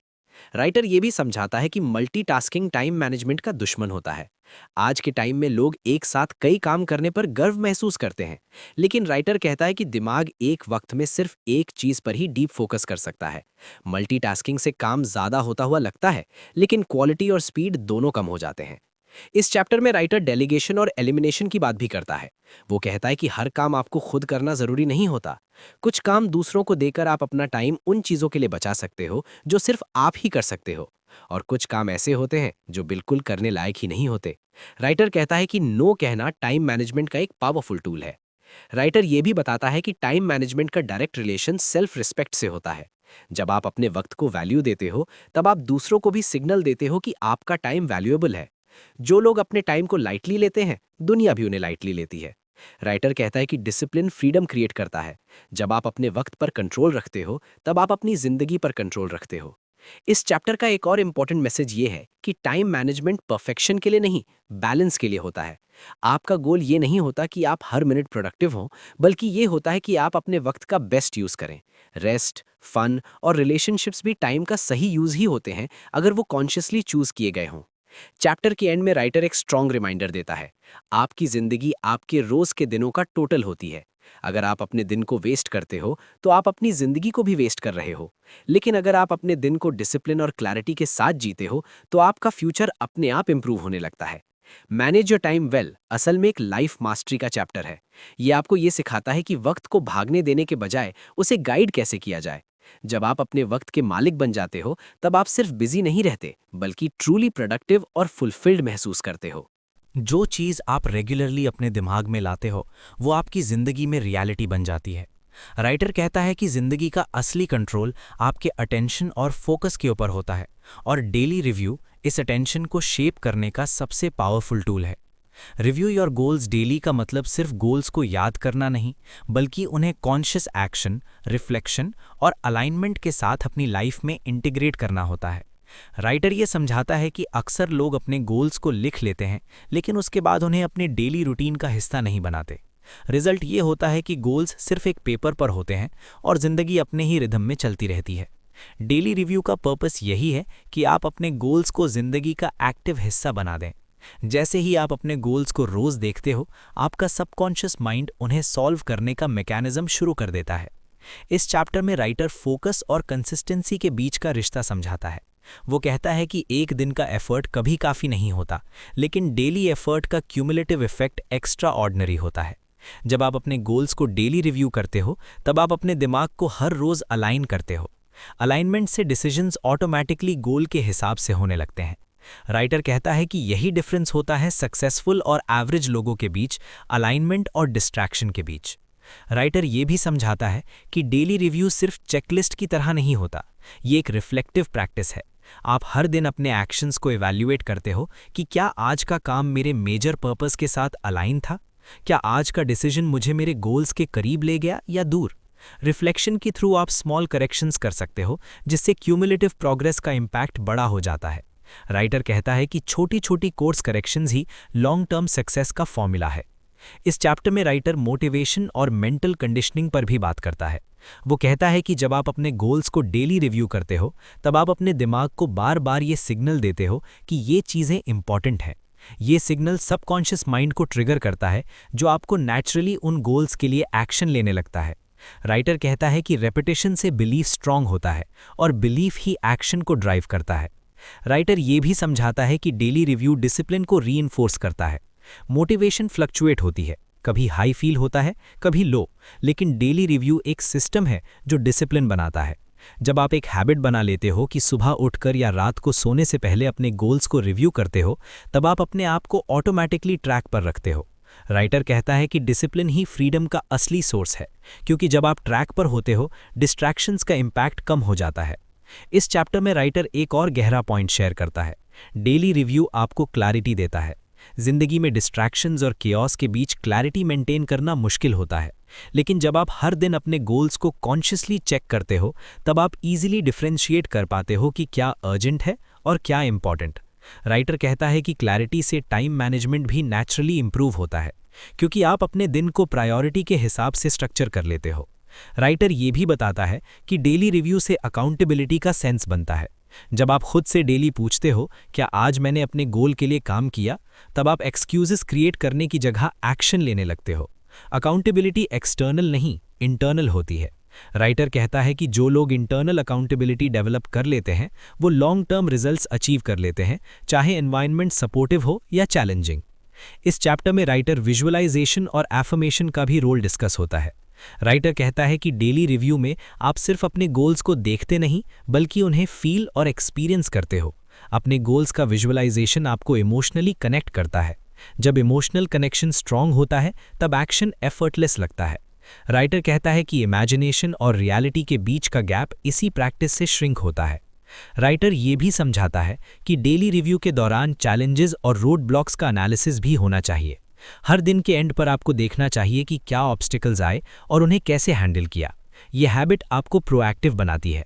जो लोग सिर्फ गोल्स देखते हैं लेकिन ऑब्स्टिकल्स इग्नोर करते हैं वो ईजिली डीमोटिवेट हो जाते हैं। राइटर कहता है कि अवेयरनेस और रिफ्लेक्शन से ऑब्स्टिकल्स मैनेजेबल हो जाते हैं। इस चैप्टर का एक और इम्पॉर्टेंट लेसन ये है कि डेली रिव्यू कॉन्फिडेंस भी बिल्ड करता है। जब आप रोज़ अपनी प्रोग्रेस देखते हो तब आपको अपने एफर्ट का प्रूफ मिलता है।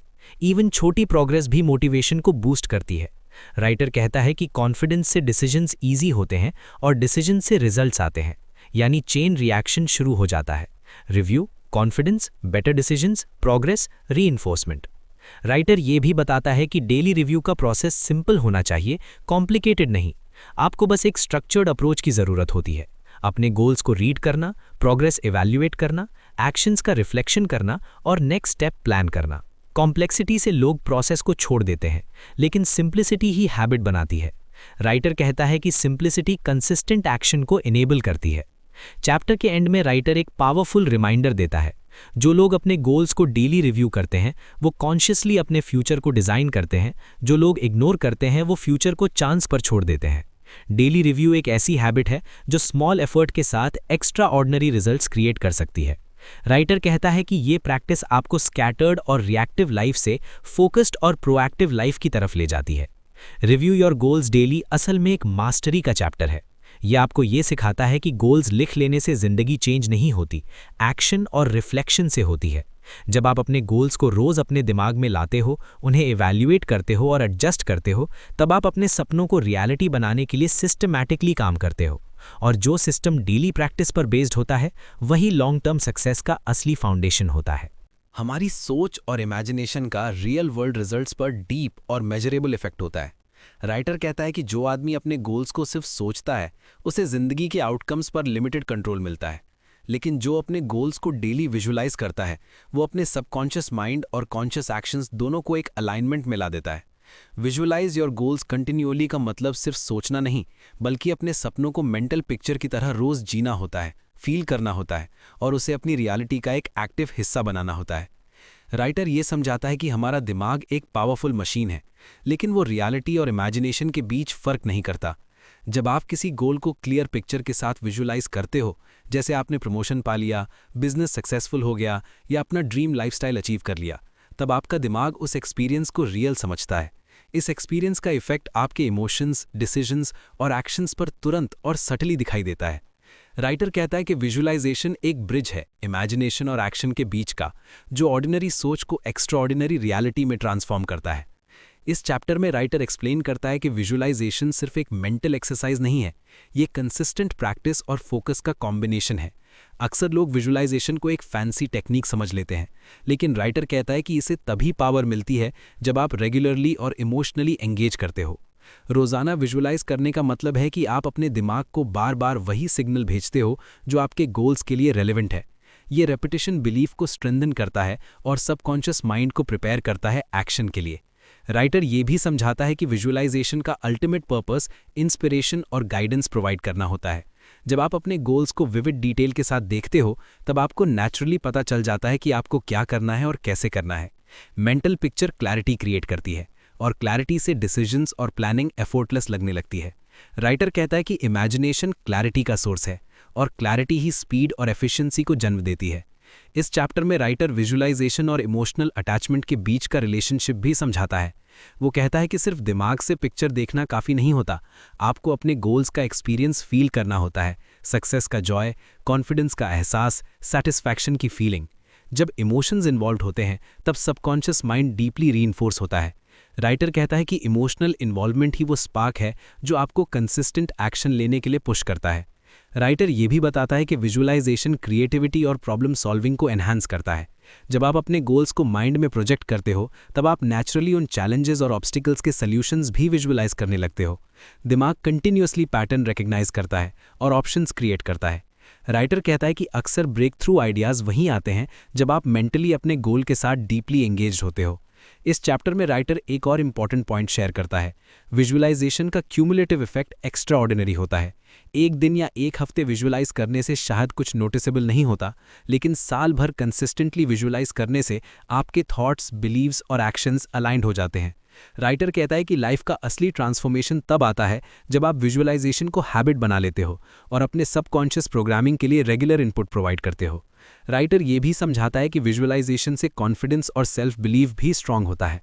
जब आप अपने गोल्स को विविडली देखते हो और उन्हें फील करते हो, तब आपको नेचुरली लगता है कि आप उन्हें अचीव कर सकते हो। ये इनर कॉन्फिडेंस एक्शन पर रिफ्लेक्ट होता है। रिस्क लेने का करेज, चैलेंजेस का सामना करने की तैयारी और परसिस्टेंस का एटीट्यूड डेवलप होता है। राइटर कहता है कि कॉन्फिडेंस और एक्शन के बीच का लिंक सबकॉन्शियस कंडीशनिंग से होता है और विजुअलाइजेशन इस कंडीशनिंग का पावरफुल टूल है। इस चैप्टर में राइटर प्रैक्टिकल टेक्निक्स भी सजेस्ट करता है। वो कहता है कि विजुअलाइजेशन सुबह उठकर और रात को सोने से पहले सबसे इफेक्टिव होती है, क्योंकि दिमाग इस वक्त रिसेप्टिव होता है और डिस्ट्रैक्शंस कम होते हैं। लेकिन सबसे ज़रूरी फैक्टर ये है कि आप गोल को विविड डिटेल और सेंसरी एक्सपीरियंस के साथ इमेजिन करो, कैसे दिख रहा है, कैसे फील हो रहा है और कैसे रिएक्ट करोगे। राइटर कहता है कि सेंसरी और इमोशनल डिटेल विजुअलाइजेशन को रियल लाइफ इम्पैक्ट बनाती है। राइटर ये भी समझाता है कि विजुअलाइजेशन और एक्शन साथ साथ चलना चाहिए। सिर्फ मेंटल पिक्चर देखकर सक्सेस नहीं आती, लेकिन विजुअलाइजेशन से आपका दिमाग ऐसे एक्शन प्लान्स और अपॉर्चुनिटीज डिटेक्ट करता है जो अदरवाइज मिस हो जाते। राइटर कहता है कि जो लोग एक्शन के साथ विजुअलाइजेशन प्रैक्टिस करते हैं वो अपने गोल्स तक ज़्यादा एफिशिएंटली और इफेक्टिवली पहुंचते हैं। इस चैप्टर का एक और गहरा पॉइंट ये है कि विजुअलाइजेशन से आप अपने माइंड को डिस्ट्रैक्शंस और नेगेटिव इन्फ्लुएंसेस से शील्ड करते हो। जब आप अपने गोल्स को कंटिन्यूअसली विजुअलाइज करते हो तब आपके सबकॉन्शियस माइंड में पॉजिटिव ब्लूप्रिंट क्रिएट हो जाता है। ये blueprint negative self talk, doubt और फियर के अगेंस्ट प्रोटेक्टिव शील्ड बन जाता है। राइटर कहता है कि जो लोग अपने माइंड को कॉन्शियसली पॉजिटिव और गोल ओरिएंटेड रीप्रोग्राम करते हैं वो लाइफ में नेचुरली सक्सेस अट्रैक्ट करते हैं। राइटर ये भी बताता है कि विजुअलाइजेशन का सोशल और इंटरपर्सनल इम्पैक्ट भी होता है।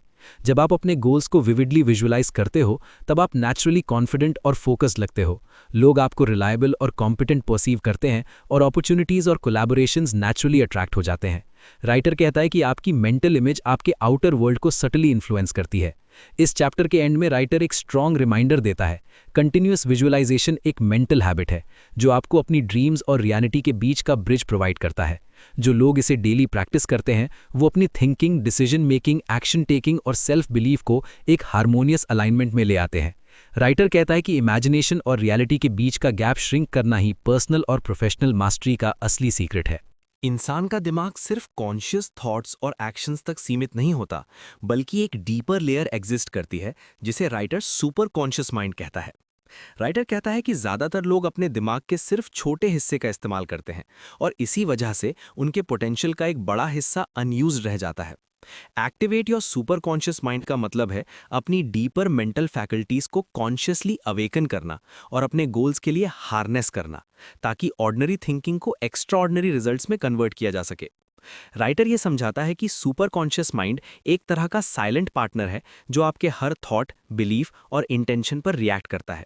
ये लेयर लॉजिकल और एनालिटिकल माइंड के ऊपर एग्जिस्ट करती है और उससे ज़्यादा पावरफुल होती है, क्योंकि ये क्रिएटिव सॉल्यूशंस, इंट्यूशन और इनर गाइडेंस का सोर्स है।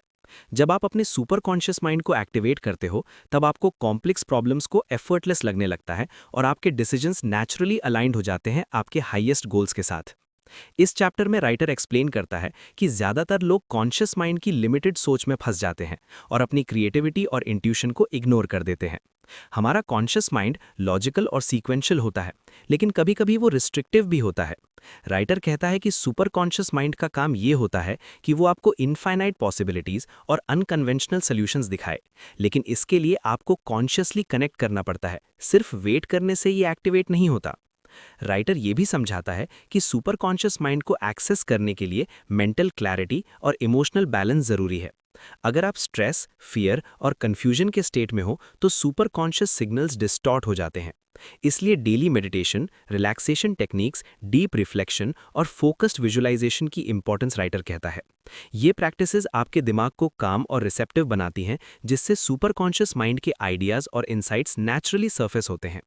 इस चैप्टर में राइटर एक और गहरा पॉइंट शेयर करता है। Super conscious mind intuitive thinking और इंस्पायर्ड एक्शन को जनरेट करता है। जब आप अपने गोल को क्लियरली डिफाइन कर लेते हो और रेगुलरली विजुअलाइज करते हो तब सुपर कॉन्शियस माइंड आपको गाइडेंस, आइडियाज़ और अपॉर्चुनिटीज़ के फॉर्म में मैसेजेस भेजने लगता है। ये मैसेजेस अक्सर सटल होते हैं, एक क्रिएटिव सोल्यूशन, एक लकी कोइंसिडेंस या एक सडन इंसाइट। राइटर कहता है कि इंट्यूशन और इंस्पिरेशन सिर्फ रैंडम लक नहीं बल्कि सुपर कॉन्शियस माइंड का काम है। राइटर ये भी बताता है कि सुपर कॉन्शियस माइंड का एक्टिवेशन हैबिचुअल और कंसिस्टेंट प्रैक्टिस से होता है। अक्सर लोग 1 या 2 बार ट्राई करके एक्सपेक्ट करते हैं कि सडन मिरेकल हो जाएगा, लेकिन राइटर कहता है कि ये एक ग्रेजुअल प्रोसेस है। रोजाना फोकस, थॉट, गोल रिव्यू, विजुअलाइजेशन और मेंटल रिलैक्सेशन से सुपर कॉन्शियस माइंड का कनेक्शन स्ट्रेंथन होता है। राइटर कहता है कि small daily habits long term extraordinary impact create करते हैं। इस चैप्टर में राइटर सबकॉन्शियस और सुपर कॉन्शियस माइंड के डिफरेंस को भी समझाता है। Subconscious mind past experiences, habits और कंडीशनड बिलीफ्स का स्टोर हाउस है, जो अक्सर रेपिटेटिव और ऑटोमेटिक बिहेवियर क्रिएट करता है। Super conscious mind higher creativity, insight और प्रॉब्लम सॉल्विंग का सोर्स है, जो फ्यूचर ओरिएंटेड और गोल डायरेक्टेड होता है। राइटर कहता है कि अगर आप अपनी जिंदगी में एक्स्ट्रॉर्डिनरी रिजल्ट्स चाहते हो तो सुपर कॉन्शियस माइंड का एक्टिवेशन अनअवॉइडेबल है। राइटर ये भी समझाता है कि सुपर कॉन्शियस माइंड का एक्टिवेशन कॉन्फिडेंस और इनर पावर को बूस्ट करता है। जब आप इंट्यूटिवली अलाइंड होते हो तब आपके डिसीजंस एफर्टलेस लगते हैं, चैलेंजेस मैनेजेबल लगते हैं और फियर रिड्यूस हो जाता है। राइटर कहता है कि फियर और हेजिटेशन अक्सर कॉन्शियस माइंड के ओवर थिंकिंग और पास्ट कंडीशनिंग से आते हैं, लेकिन सुपर कॉन्शियस अलाइनमेंट आपको काम और डिसाइसिव बनाता है। इस चैप्टर में राइटर प्रैक्टिकल एक्सरसाइजेज और स्ट्रैटेजीज भी सजेस्ट करता है। वो कहता है कि deep meditation, focused visualization, affirmations, gratitude practice और positive mental imagery super conscious activation के लिए पावरफुल टूल्स हैं। ये टेक्निक्स आपके माइंड को रिसेप्टिव और गोल अलाइंड बनाती हैं। राइटर कहता है कि जैसे जैसे आप कंसिस्टेंट प्रैक्टिस करते हो, आपको ग्रेजुअली इंसाइट्स और इंस्पायर्ड एक्शंस नेचुरली मिलने लगते हैं। राइटर ये भी समझाता है कि super conscious mind problem solving और क्रिएटिविटी के लिए लिमिटलेस पोटेंशियल प्रोवाइड करता है। जब आप अपने गोल्स के साथ डीपली कनेक्टेड होते हो, तब आपके दिमाग के हिडन रिसोर्सेज ऑटोमेटिकली सर्फेस होते हैं। राइटर कहता है कि मेनी टाइम्स सक्सेसफुल पीपल के आहा मोमेंट्स और सडन ब्रेक थ्रूज इसी एक्टिवेशन का रिजल्ट होते हैं, जो किसी रैंडम लक से नहीं, कंसिस्टेंट मेंटल कंडीशनिंग से आते हैं। इस चैप्टर का एक और गहरा लेसन ये है कि सुपर कॉन्शियस माइंड के साथ अलाइनमेंट आपको सिंक्रोनाइज्ड एक्शन और एफर्टलेस रिजल्ट्स देता है। जब आप अपने इनर गाइडेंस के साथ चल रहे होते हैं, तब आप अननेसेसरी स्ट्रगल और वेस्टेड एफर्ट से बच जाते हैं। राइटर कहता है कि ये अलाइनमेंट लाइफ के हर एस्पेक्ट में, करियर, रिलेशनशिप्स, हेल्थ और पर्सनल ग्रोथ में प्रोडक्टिविटी और सेटिस्फैक्शन क्रिएट करता है। राइटर ये भी समझाता है कि सुपर कॉन्शियस माइंड का एक्टिवेशन स्पिरिचुअल और साइकोलॉजिकल बैलेंस दोनों को एनहांस करता है। जब आप अपनी डीपर माइंड को कॉन्शियसली इंगेज करते हो, तब आपका पर्सपेक्टिव ब्रॉड होता है, स्ट्रेस कम होता है और आप लाइफ के अप्स एंड डाउन्स को कामली हैंडल करते हो। राइटर कहता है कि हायर मेंटल स्टेट से आप अपनी एनर्जी, फोकस और क्रिएटिविटी को एक्सपोनेंशियली बूस्ट कर सकते हो। चैप्टर के एंड में राइटर एक स्ट्रॉन्ग रिमाइंडर देता है। सुपर कॉन्शियस माइंड सिर्फ एक थ्योरेटिकल कॉन्सेप्ट नहीं, बल्कि एक प्रैक्टिकल टूल है जो लाइफ के हर एस्पेक्ट में एक्स्ट्राऑर्डिनरी रिजल्ट्स ला सकता है, लेकिन इसका यूज डेलिब्रेट और कंसिस्टेंट होना चाहिए। जो लोग कॉन्शियसली अपने डीपर माइंड को एक्टिवेट करते हैं, वो अपनी लाइफ के आर्किटेक्ट बन जाते हैं, और जो लोग इग्नोर करते हैं, वो अपनी लिमिटेड कॉन्शियस थिंकिंग के पैटर्न्स में फंस जाते हैं। Activate your super conscious mind असल में एक ट्रांसफॉर्मेशनल चैप्टर है। ये आपको ये सिखाता है कि आप अपने दिमाग के हिडन रिसोर्सेज को कैसे अनलॉक कर सकते हो, कैसे उन्हें अपने गोल्स और एक्शंस के साथ अलाइन कर सकते हो और कैसे ऑर्डिनरी थिंकिंग को एक्स्ट्रा ऑर्डिनरी रिजल्ट्स में कन्वर्ट कर सकते हो। राइटर कहता है कि सुपर कॉन्शियस माइंड का पावर लिमिटलेस है, और जो लोग इसे डेली प्रैक्टिस और कॉन्शियस अलाइनमेंट के साथ एक्टिवेट करते हैं, वो अपनी लाइफ में अनपैरेलल्ड ग्रोथ और सक्सेस अचीव करते हैं। जिंदगी एक प्रिडिक्टेबल सीक्वेंस ऑफ इवेंट्स का खेल नहीं है, बल्कि कांस्टेंट चेंज और अनसर्टेनिटी का एक डायनामिक सिस्टम है। राइटर कहता है कि जितनी भी प्लानिंग और प्रिपरेशन की जाए, लाइफ के सर्कमस्टेंसेस अक्सर एक्सपेक्टेशंस के मुताबिक नहीं होते। Remain flexible at all times का मतलब है रिजिड थिंकिंग और स्टबर्न एक्शन को छोड़कर अडैप्टिव, रिस्पॉन्सिव और रिजिलियंट माइंडसेट अडॉप्ट करना, ताकि आप हर सिचुएशन का मैक्सिमम फायदा उठा सकें और अपने गोल्स से डिस्कनेक्ट ना हो। राइटर ये समझाता है कि ज्यादातर लोग फ्लेक्सिबिलिटी को वीकनेस समझते हैं। वो सोचते हैं कि अगर मैं प्लान के साथ कॉम्प्रोमाइज करूंगा तो मेरी कंट्रोल और अथॉरिटी कम हो जाएगी। लेकिन राइटर कहता है कि असली स्ट्रेंथ अडैप्टेबिलिटी में होती है।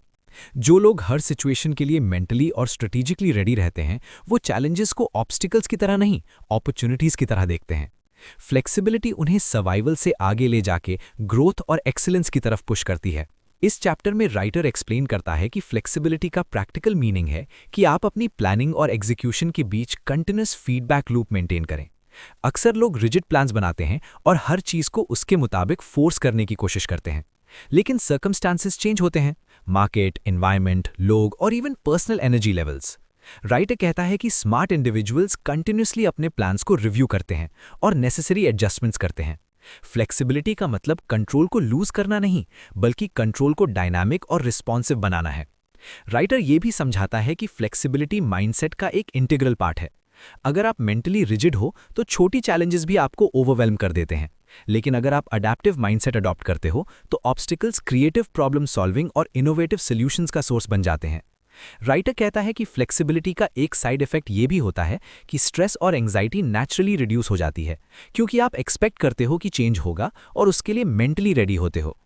इस चैप्टर में राइटर रियल लाइफ एग्जाम्पल्स के थ्रू दिखाता है कि जो लोग फ्लेक्सिबल होते हैं वो अपॉर्चुनिस्टिक और रिजिलियंट होते हैं। चाहे करियर हो, बिजनेस हो, रिलेशनशिप्स हो या हेल्थ, लाइफ के अनप्रिडिक्टेबल टर्न्स में अडैप्टेबिलिटी ही आपको सस्टेन और ग्रो करने का एडवांटेज देती है। राइटर कहता है कि रिजिड लोग जो एक ही अप्रोच पर इंसिस्ट करते हैं वो अक्सर फेलियर के साइकिल में फंस जाते हैं, लेकिन फ्लेक्सिबल लोग हर सिचुएशन का क्रिएटिव सोल्यूशन निकाल लेते हैं। राइटर ये भी समझाता है कि फ्लेक्सिबिलिटी के लिए सेल्फ अवेयरनेस जरूरी है। अगर आप अपनी स्ट्रेंथ्स, वीकनेसेस, इमोशंस और ट्रिगर्स को समझ लेते हो तभी आप इफेक्टिवली अडैप्ट कर पाते हो। फ्लेक्सिबिलिटी का मतलब ये नहीं कि आप कॉम्प्रोमाइज करते रहो, बल्कि ये है कि आप अपने कोर वैल्यूज और गोल्स के साथ कॉम्प्रोमाइज किए बिना अपनी स्ट्रैटेजी और अप्रोच एडजस्ट करते रहो। राइटर कहता है कि अडैप्टेबिलिटी और इंटेग्रिटी एक साथ पॉसिबल है।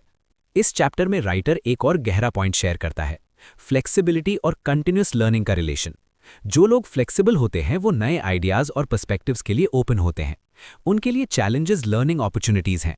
राइटर कहता है कि रिजिड लोग अपनी पुरानी नॉलेज और हैबिट्स में फंस जाते हैं, जबकि फ्लेक्सिबल लोग हर चेंज से सीखकर अपनी स्किल्स और अंडरस्टैंडिंग को एनहांस करते हैं। ये लर्निंग फ्लेक्सिबिलिटी को और स्ट्रेंथन करती है। राइटर ये भी बताता है कि फ्लेक्सिबिलिटी का एक और एस्पेक्ट है इमोशनल रेजिलियंस। लाइफ के अनएक्सपेक्टेड चेंजेस अक्सर इमोशनल स्ट्रेस क्रिएट करते हैं, डिसअपॉइंटमेंट, फ्रस्ट्रेशन और फियर। लेकिन जब आप मेंटली फ्लेक्सिबल होते हो तब आप अपने इमोशंस को रेगुलेट कर पाते हो और कंस्ट्रक्टिव डिसीजंस ले पाते हो। राइटर कहता है कि इमोशनल फ्लेक्सिबिलिटी डिसीजन मेकिंग और प्रॉब्लम सॉल्विंग का क्वालिटी फैक्टर डायरेक्टली एनहांस करती है। इस चैप्टर में राइटर प्रैक्टिकल स्ट्रैटेजीज और टेक्निक्स भी सजेस्ट करता है जो फ्लेक्सिबिलिटी को डेली लाइफ का हैबिट बनाती हैं।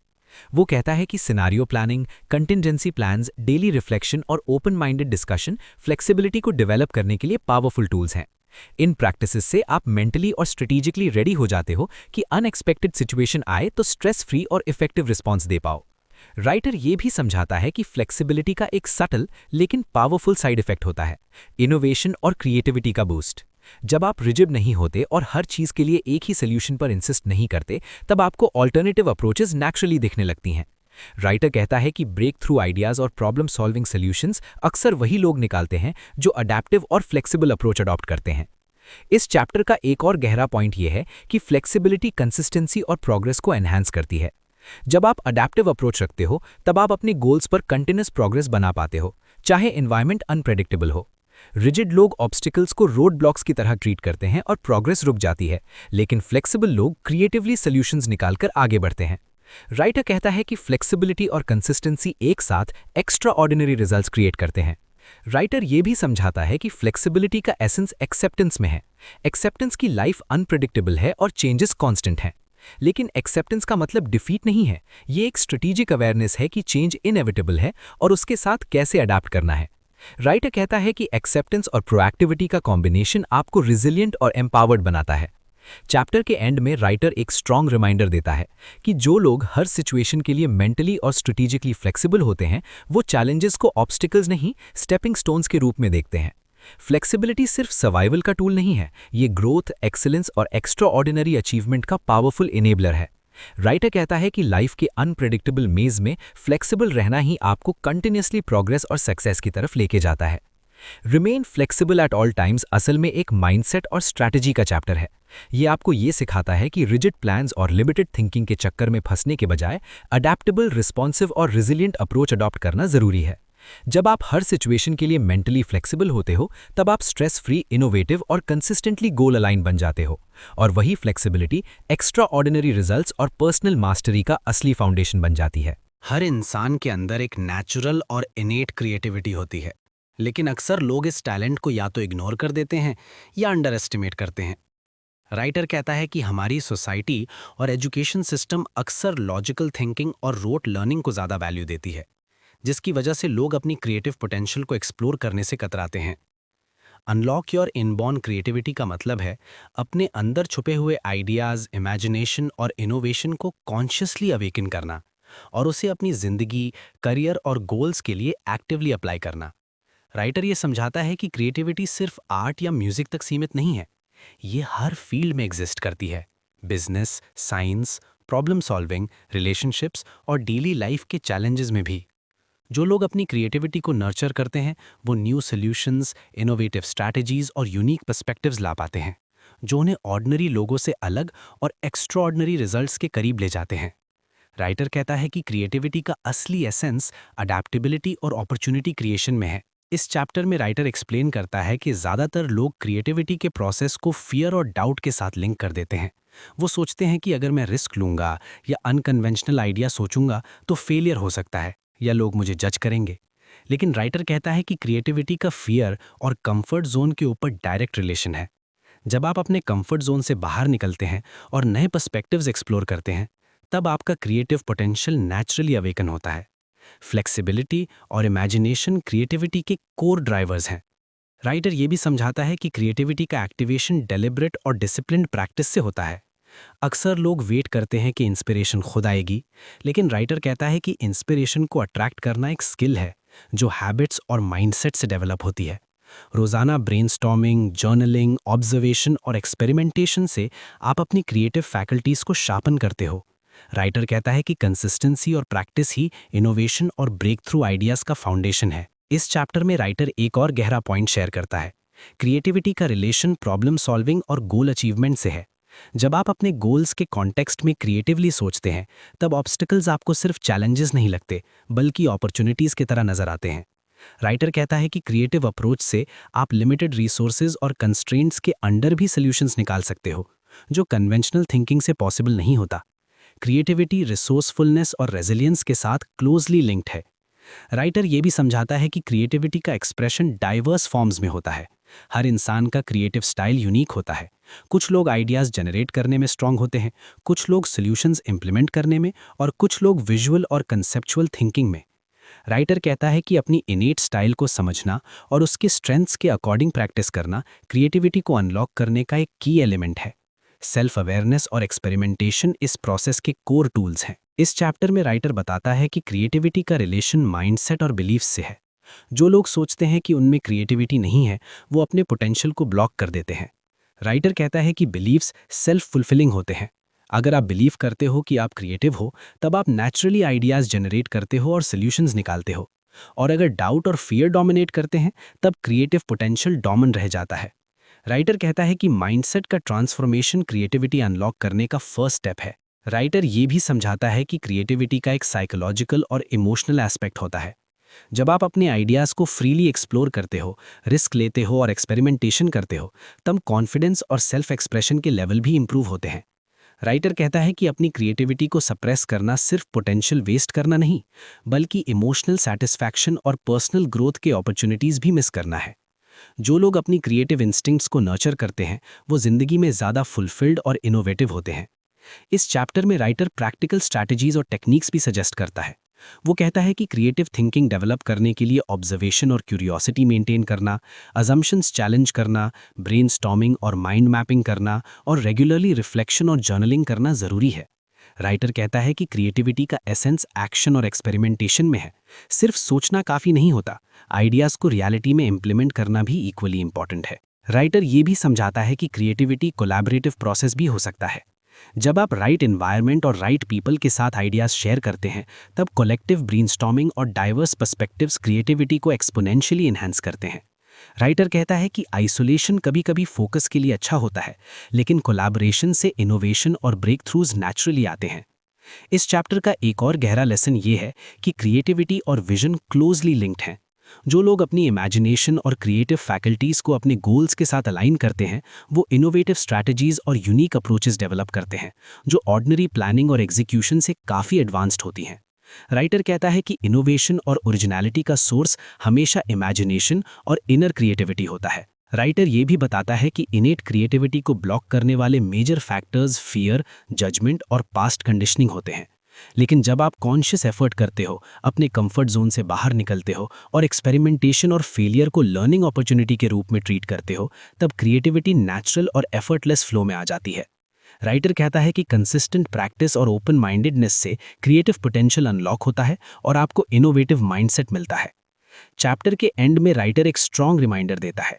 जो लोग अपनी इनबॉर्न क्रिएटिविटी को कॉन्शियसली एक्सप्लोर और नर्चर करते हैं, वो चैलेंजेस को ऑब्स्टिकल्स नहीं, लर्निंग और अपॉर्चुनिटी के रूप में देखते हैं। क्रिएटिविटी सिर्फ प्रॉब्लम सॉल्विंग का टूल नहीं है, ये पर्सनल ग्रोथ, प्रोफेशनल एक्सीलेंस और एक्स्ट्रा ऑर्डिनरी अचीवमेंट्स का पावरफुल इनेबलर है। राइटर कहता है कि इनेट क्रिएटिव पोटेंशियल को अनलॉक करना एक कॉन्शियस डिसीजन और डिसिप्लिन प्रैक्टिस का रिजल्ट है। अनलॉक योर इनबॉर्न क्रिएटिविटी असल में एक ट्रांसफॉर्मेशनल चैप्टर है। यह आपको ये सिखाता है कि हर इंसान के अंदर आइडियाज़ और इनोवेटिव थिंकिंग का लिमिटलेस पोटेंशियल होता है, और जो लोग अपने कंफर्ट जोन से बाहर निकलकर कंसिस्टेंटली अपनी इमेजिनेशन, रिफ्लेक्शन और एक्शन के साथ एंगेज होते हैं, वो अपनी ज़िंदगी में एक्स्ट्रा ऑर्डिनरी रिजल्ट्स और फुलफिलमेंट अचीव करते हैं। राइटर कहता है कि क्रिएटिविटी सिर्फ एक टैलेंट नहीं, बल्कि एक माइंडसेट और लाइफस्टाइल है, और जो इसे डेली लाइफ का इंटीग्रल पार्ट बनाते हैं, वो अपने गोल्स और ड्रीम्स को एफर्टलेसली रियलिटी में ट्रांसफॉर्म करते हैं। अक्सर हर सक्सेसफुल इंसान की जिंदगी में सेंट्रल रोल प्ले करता है परसिस्टेंस, यानी लगातार मेहनत और स्ट्रगल के बावजूद कभी गिव अप ना करना। राइटर कहता है कि जिंदगी में हर सिग्निफिकेंट अचीवमेंट के पीछे एक कॉमन फैक्टर होता है, उन लोगों का अनवेवरिंग डिटर्मिनेशन और उनका refusal to quit. Persist until you succeed का मतलब सिर्फ मेहनत करते रहना नहीं है, बल्कि हर फेलियर, सेटबैक और चैलेंज के बाद भी अपनी स्ट्रैटेजी और एफर्ट को एडजस्ट करते रहना है। तभी आप अपने गोल्स को रियलिटी में ट्रांसफॉर्म कर पाते हो। राइटर ये समझाता है कि अक्सर लोग सक्सेस को सिर्फ टैलेंट, लक या अपॉर्चुनिटी के साथ एसोसिएट करते हैं, लेकिन असल में कंसिस्टेंट परसिस्टेंस ही उन लोगों को बाकी सबसे अलग बनाती है। हर ऑब्स्टिकल और हर डिफिकल्टी एक टेस्ट की तरह होती है। जो लोग परसिवियर करते हैं, वो उन टेस्ट्स को अपॉर्चुनिटीज में कन्वर्ट कर लेते हैं। राइटर कहता है कि परसिस्टेंस माइंडसेट और पेशेंस का कॉम्बिनेशन है, जो एक्स्ट्रा ऑर्डिनरी रिजल्ट्स का फाउंडेशन बनाता है। इस चैप्टर में राइटर एक्सप्लेन करता है कि फेलियर और सेटबैक्स प्रोसेस का एक नेचुरल हिस्सा है। जिंदगी में कोई भी मीनिंगफुल गोल इजीली अचीव नहीं होता। राइटर कहता है कि लोग अक्सर इनिशियल डिफिकल्टीज के बाद डीमोटिवेट हो जाते हैं और गिव अप कर देते हैं, लेकिन जो लोग लगातार ट्राई करते हैं, वो हर फेलियर से सीख कर अपने अप्रोच को रिफाइन करते हैं। राइटर कहता है कि फेलियर एक फीडबैक मैकेनिज्म है, जो आपको बेटर, स्मार्टर और स्ट्रेटेजिकली स्ट्रॉन्गर बनाता है। राइटर ये भी समझाता है कि परसिस्टेंस का एसेंस इमोशनल रेजिलियंस में है। हर चैलेंज और डिफिकल्टी से हम इमोशनली रिएक्ट करते हैं, और अक्सर लोग फ्रस्ट्रेशन और डाउट के बीच फंस जाते हैं, लेकिन परसिस्टेंट लोग अपने इमोशंस को मैनेज करते हैं और हर सिचुएशन को कंस्ट्रक्टिवली अप्रोच करते हैं। राइटर कहता है कि इमोशनल डिसिप्लिन के बिना परसिस्टेंस सस्टेनेबल नहीं होता, और ये डिसिप्लिन ही आपको चैलेंजेस के दौरान मेंटली स्ट्रांग रखता है। इस चैप्टर में राइटर एक और इम्पॉर्टेंट पॉइंट शेयर करता है, परसिस्टेंस का डायरेक्ट रिलेशन क्लैरिटी और फोकस से है। अगर आपका गोल क्लियर और मीनिंगफुल है, तब आप नेचुरली ऑब्स्टिकल्स के बाद भी मोटिवेट रहते हो, लेकिन अगर गोल वेग या सुपरफिशियल है, तो चैलेंजेस का प्रेशर आपको ईजिली डीमोटिवेट कर देता है। राइटर कहता है कि परसिस्टेंस और पर्पस का अलाइनमेंट आपको अनस्टॉपेबल बनाता है। राइटर ये भी समझाता है कि परसिस्टेंस का एक साइकोलॉजिकल और बिहेवियरल एस्पेक्ट भी है। जब आप कंसिस्टेंटली एफर्ट करते हो, तब आपके सबकॉन्शियस माइंड में एक स्ट्रॉन्ग हैबिट और बिलीफ डेवलप होती है, मैं सक्सीड करूंगा। ये बिलीफ आपको इंस्पायर्ड एक्शन लेने के लिए कंटिन्यूसली पुश करती है। राइटर कहता है कि मेंटल प्रोग्रामिंग और सबकॉन्शियस रीइंफोर्समेंट परसिस्टेंस का इनविजिबल इंजन है। इस चैप्टर में राइटर प्रैक्टिकल स्ट्रैटेजीज और टेक्निक्स भी डिस्कस करता है। वो कहता है कि परसिस्टेंस डेवलप करने के लिए गोल को छोटे, मैनेजेबल स्टेप्स में तोड़ना, डेली एक्शन हैबिट बनाना, प्रोग्रेस ट्रैक करना और स्मॉल विन सेलिब्रेट करना ज़रूरी है। राइटर कहता है कि छोटी विक्ट्रीज मोटिवेशन को सस्टेन करती हैं और लॉन्ग टर्म परसिवरेंस को रीइंफोर्स करती हैं। राइटर ये भी समझाता है कि परसिस्टेंस का एक सटल लेकिन पावरफुल इफेक्ट कॉन्फिडेंस और सेल्फ बिलीफ पर होता है। जब आप लगातार एफर्ट करते हो और ऑब्स्टिकल्स का सामना करते हो, तब आप अपनी कैपेबिलिटीज को ट्रस्ट करना सीख जाते हो। राइटर कहता है कि कॉन्फिडेंस और परसिस्टेंस एक फीडबैक लूप क्रिएट करते हैं। कॉन्फिडेंस से एक्शन स्ट्रांग होती है और एक्शन से कॉन्फिडेंस और स्ट्रांग होता है। इस चैप्टर में राइटर फ्लेक्सिबिलिटी और परसिस्टेंस का बैलेंस भी एक्सप्लेन करता है। परसिस्टेंस का मतलब रिजिडली एक ही अप्रोच पर स्टिक करना नहीं है। कभी कभी स्ट्रैटेजी एडजस्ट करना, अप्रोच रिफाइन करना और स्मार्टर मेथड्स अडॉप्ट करना भी ज़रूरी होता है।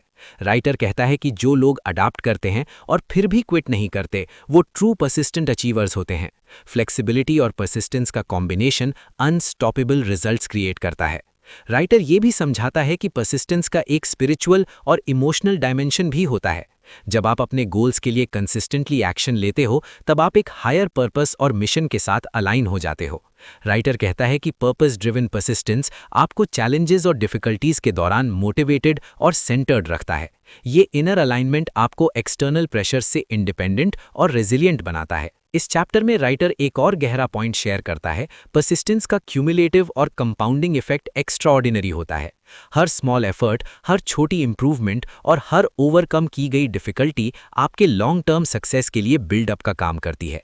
राइटर कहता है कि लोग अक्सर इनिशियल स्ट्रगल्स और स्लो प्रोग्रेस देखकर डिस्करेज हो जाते हैं, लेकिन पेशेंस और कंटिन्यूअस एफर्ट से रिजल्ट्स इनएविटेबल हो जाते हैं। राइटर ये भी समझाता है कि परसिस्टेंस लीडरशिप और इन्फ्लुएंस को एनहांस करता है। जब लोग आपको कंसिस्टेंटली स्ट्रगल करते और सक्सीड करते देखते हैं तब आप नेचुरल रोल मॉडल बन जाते हो। राइटर कहता है कि परसिस्टेंस से क्रेडिबिलिटी, ट्रस्ट और रिस्पेक्ट बिल्ड होता है, जो पर्सनल और प्रोफेशनल ग्रोथ के लिए इनवैल्यूएबल होता है। चैप्टर के एंड में राइटर एक स्ट्रॉन्ग रिमाइंडर देता है, जो लोग हर चैलेंज के बाद भी गिव अप नहीं करते वो इवेंचुअली अपनी जिंदगी का कंट्रोल ले लेते हैं और एक्स्ट्राऑर्डिनरी आउटकम्स अचीव करते हैं। परसिस्टेंस सिर्फ सक्सेस का टूल नहीं है, ये माइंडसेट, डिसिप्लिन और इमोशनल मास्टरी का रिफ्लेक्शन है।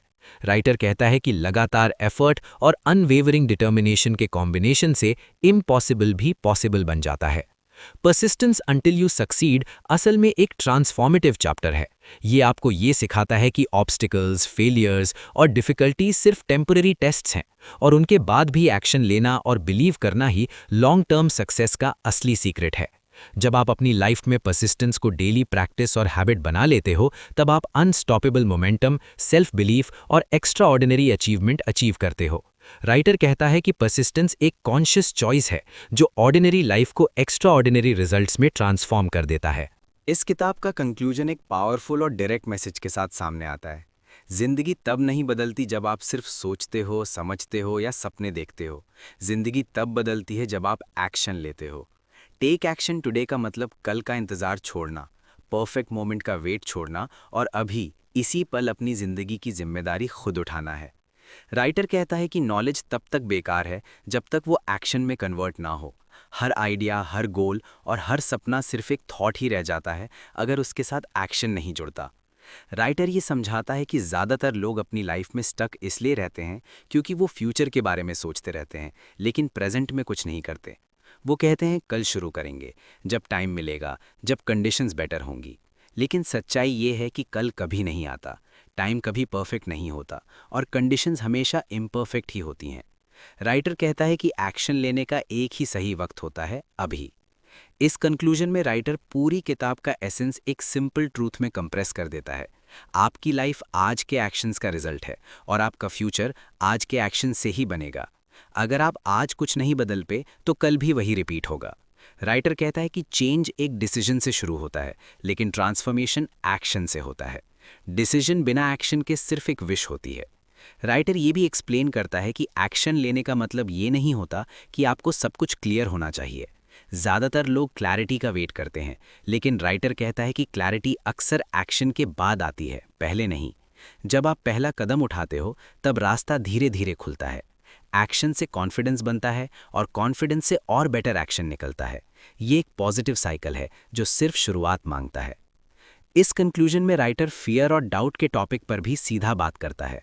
वो कहता है कि अगर आप एक्शन लेने से पहले फियर के खत्म होने का वेट करोगे तो आप कभी शुरू नहीं कर पाओगे। फियर एक्शन से पहले भी होता है और एक्शन के बाद भी, लेकिन फ़र्क सिर्फ इतना होता है कि एक्शन लेने के बाद फियर कमज़ोर पड़ने लगता है। राइटर कहता है कि करेज फियर के बिना नहीं होता, बल्कि फियर के बावजूद एक्शन लेने का नाम ही करेज है। राइटर ये भी समझाता है कि एक्शन लेने से ही सेल्फ रिस्पेक्ट और सेल्फ बिलीफ बिल्ड होता है। जब आप बार बार अपने आप से किए गए वादे तोड़ते हो तो आपका अपने ऊपर से भरोसा कम होता जाता है, लेकिन जब आप छोटा ही सही एक्शन लेते हो तो आप अपने आप को सिग्नल देते हो कि मैं अपनी बात पर खड़ा हूँ। राइटर कहता है कि यही सेल्फ ट्रस्ट फ्यूचर के बड़े गोल्स का फाउंडेशन बनता है। इस कंक्लूजन का एक और स्ट्रॉन्ग मैसेज ये है कि एक्शन परफेक्शन का मोहताज नहीं होता।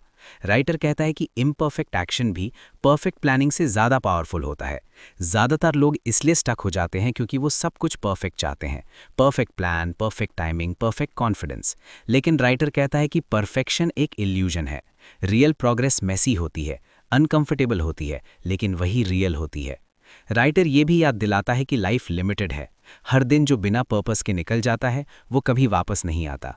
राइटर कहता है कि अगर आप अपने गोल्स, ड्रीम्स और पोटेंशियल को सीरियसली लेते हो तो आपको अपने वक्त और एक्शंस को भी सीरियसली लेना होगा। आज जो आप नहीं करते वो कल का रिग्रेट बन सकता है। इस कंक्लूजन में राइटर ये भी कहता है कि एक्शन लेने का मतलब ये नहीं होता कि आप सब कुछ अकेला ही करो। हेल्प लेना, सीखना, गाइडेंस लेना, ये सब भी एक्शन का ही हिस्सा है। एक्शन का मतलब सिर्फ फिजिकल काम नहीं, बल्कि कॉन्शियस चॉइस और डेलिब्रेट मूवमेंट होता है। राइटर कहता है कि जो लोग रिस्पॉन्सिबिलिटी एक्सेप्ट कर लेते हैं वही लोग प्रोग्रेस करते हैं। राइटर पूरी किताब के concepts, goals, clarity, discipline, visualisation, persistence, flexibility सबको एक ही थ्रेड में बांध देता है। बिना एक्शन के ये सब बेकार हैं। गोल्स लिखने से पूरे नहीं होते, विजुअलाइजेशन सोचने से कंप्लीट नहीं होती, और परसिस्टेंस का मतलब सिर्फ सोचना नहीं होता। एक्शन ही वो ब्रिज है जो आपको सोच से रियलिटी तक ले जाता है। इस कंक्लूजन का इमोशनल कोर ये है कि आप अपनी जिंदगी के ड्राइवर खुद हो। राइटर कहता है कि सर्कमस्टांसेस, पास्ट, लोग और लक ये सब सेकेंडरी हैं। प्राइमरी चीज़ आपके डेली चॉइसेस और एक्शंस हैं। जब आप ये एक्सेप्ट कर लेते हो तब आप विक्टिम माइंडसेट से निकलकर क्रिएटर माइंडसेट में आ जाते हो। राइटर ये भी कहता है कि आपको पूरी लाइफ एक साथ चेंज करने की ज़रूरत नहीं है। सिर्फ आज का दिन बदलो, आज एक डिसीजन लो, आज एक एक्शन लो, कल खुद ब खुद अलग होगा। राइटर कहता है कि जिंदगी का वेट फ्यूचर में नहीं, प्रेजेंट मोमेंट में होता है। कंक्लूजन के एंड पर राइटर एक साइलेंट लेकिन पावरफुल चैलेंज छोड़ता है। क्या आप इस किताब को सिर्फ पढ़कर बंद कर देंगे या इससे अपनी जिंदगी का टर्निंग पॉइंट बनाओगे? राइटर कहता है कि जवाब शब्दों में नहीं, एक्शंस में मिलेगा। आप जो आज करते हो वही आपकी रियल कमिटमेंट है। टेक एक्शन टुडे सिर्फ एक कंक्लूजन नहीं बल्कि एक वेकअप कॉल है। ये आपको ये याद दिलाता है कि आपके सपने वैलिड हैं, आपका पोटेंशियल रियल है और आपकी ज़िंदगी का कंट्रोल आज भी आपके हाथ में है। लेकिन ये सब तभी मीनिंगफुल है जब आप इस पल को सीरियसली लो और बिना डिले के एक्शन लेना शुरू करो। राइटर कहता है कि फ्यूचर उन लोगों का होता है जो आज एक्शन लेते हैं, और जो आज एक्शन लेता है वही कल अपनी कहानी लिखता है।